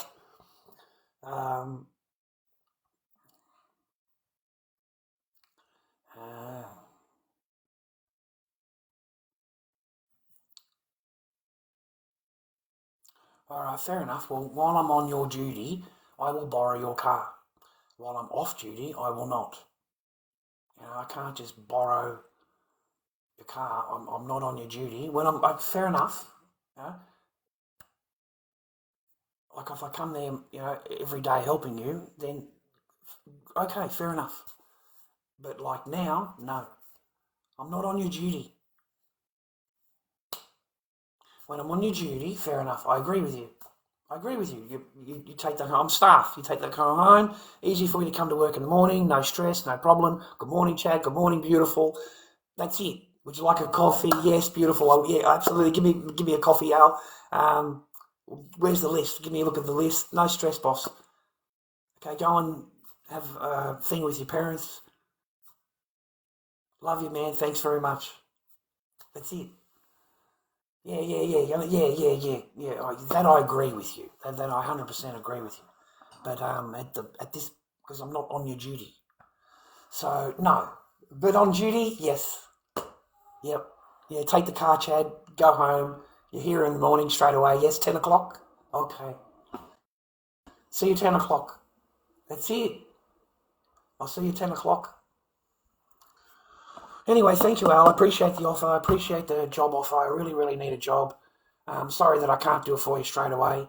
Centrelink, if I don't go there and get the code, I get taken off Centrelink. It's you know, they give you a code, man. You're volunteer, but in reality, you're slave labour. That's the reality. We live in a penal fucking colony. So I am slave labour, and I have to go there, fill out their little timesheet and sign it, and then I've got to enter a code into the phone, and it's got to be done before 11 o'clock. Otherwise, you're deemed, okay? So that's what they've got me doing for the next, including this week, 7 weeks. Unless I can, no, I don't know. I just thought I could nominate and say that I'm like a cleaning thing for you, Al. You know, Al, you know what I mean? Like legally, you know, because your parents. We need a cleaner. We need someone to come in. Rah rah. I don't know. Let it formulate an idea in your brain there. Rah rah. Because we could do it all legally, all proper, legal. Because otherwise they're going to hit me up every 6 months. I get 6 months off, Hal. They make you do it for 8 weeks, you get 6 months off. Or they try and sign you up for life. 15 hours a week and you sign up for life while you're on the Centrelink. The entire time, That's your contract. And you don't have to do anything else. You don't have to look for any work. You just go there and do your volunteer work for 15 hours. So that's what they're trying to get me to sign up for. So we'll just leave it as, thank you, Al, we'll just leave it as it is. I've still got 6 weeks. I've only got Saturday and Sunday. If you're in, like, dire, mate, you know, I could make a thing for you Sunday, and,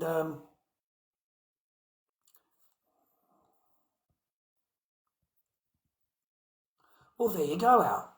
You see, that might be able to do it all legal, and so that my Centrelink people, I can go in and talk to the agency and tell the agency, as long as I've got all the, I don't know if I'll get, if that's, it's just forming. We're just like, it's like a fucking, it's just getting plucked out of the, you know, it's just formulating, the fucking ovulating, this fucking, you know. Anyway, sleep on it. Don't stress. For God's sake, don't fucking stress, okay? But hey, after this thing is six weeks is done, I'm completely free. Monday to Friday, Al, I could come over and give your parents a freaking new in your hand and be happy to sort it all out, whatever you need done. And that's it. I just do what's on your list. I don't have to worry about any, whatever, nothing to do with me. I just do what's on that. Get it done for you, man. All that back cleaned up, all that leaves and whatever, man. All that stuff needs to be tidied up. You should have seen the shithole I walked into with this lady, man, because she's old. So the place was filthy, and there's cockroaches everywhere in those fruit boxes. Like they've just stacked them on top of each other, and they're just thousands and thousands of cockroaches. So all of it had to get tossed out. All of that plastic things, they fold into each other. Mate, I don't know how many I folded. 200? That's how big the stack was. Instead of folding them down, they just stacked them on top of each other. It's weird. So it's all clean now, Al. All underneath, you know me, man, store holder, right? It's clean, man. It's not all junked up with stuff and rah. So mopped and thing for every day. I mop and clean it every day. Yeah, tidied all that for her. I was really happy with my effort. The boss said I'm like the best worker in the whole joint, rah. So I was pretty happy with that. Yeah, all right, Al. Say good night to you too, man. I got to get up and go to work. So God bless you and your family, everybody. God bless you, Al. Thank you very, very much for dropping in. Thank you for your messages. I really greatly appreciate them. And I do hope not tomorrow, the next day, whatever, you know, but I do hope, that would be pretty cool. Anyway, stay well. Thank you very much again. God bless everybody. I'll see you another day.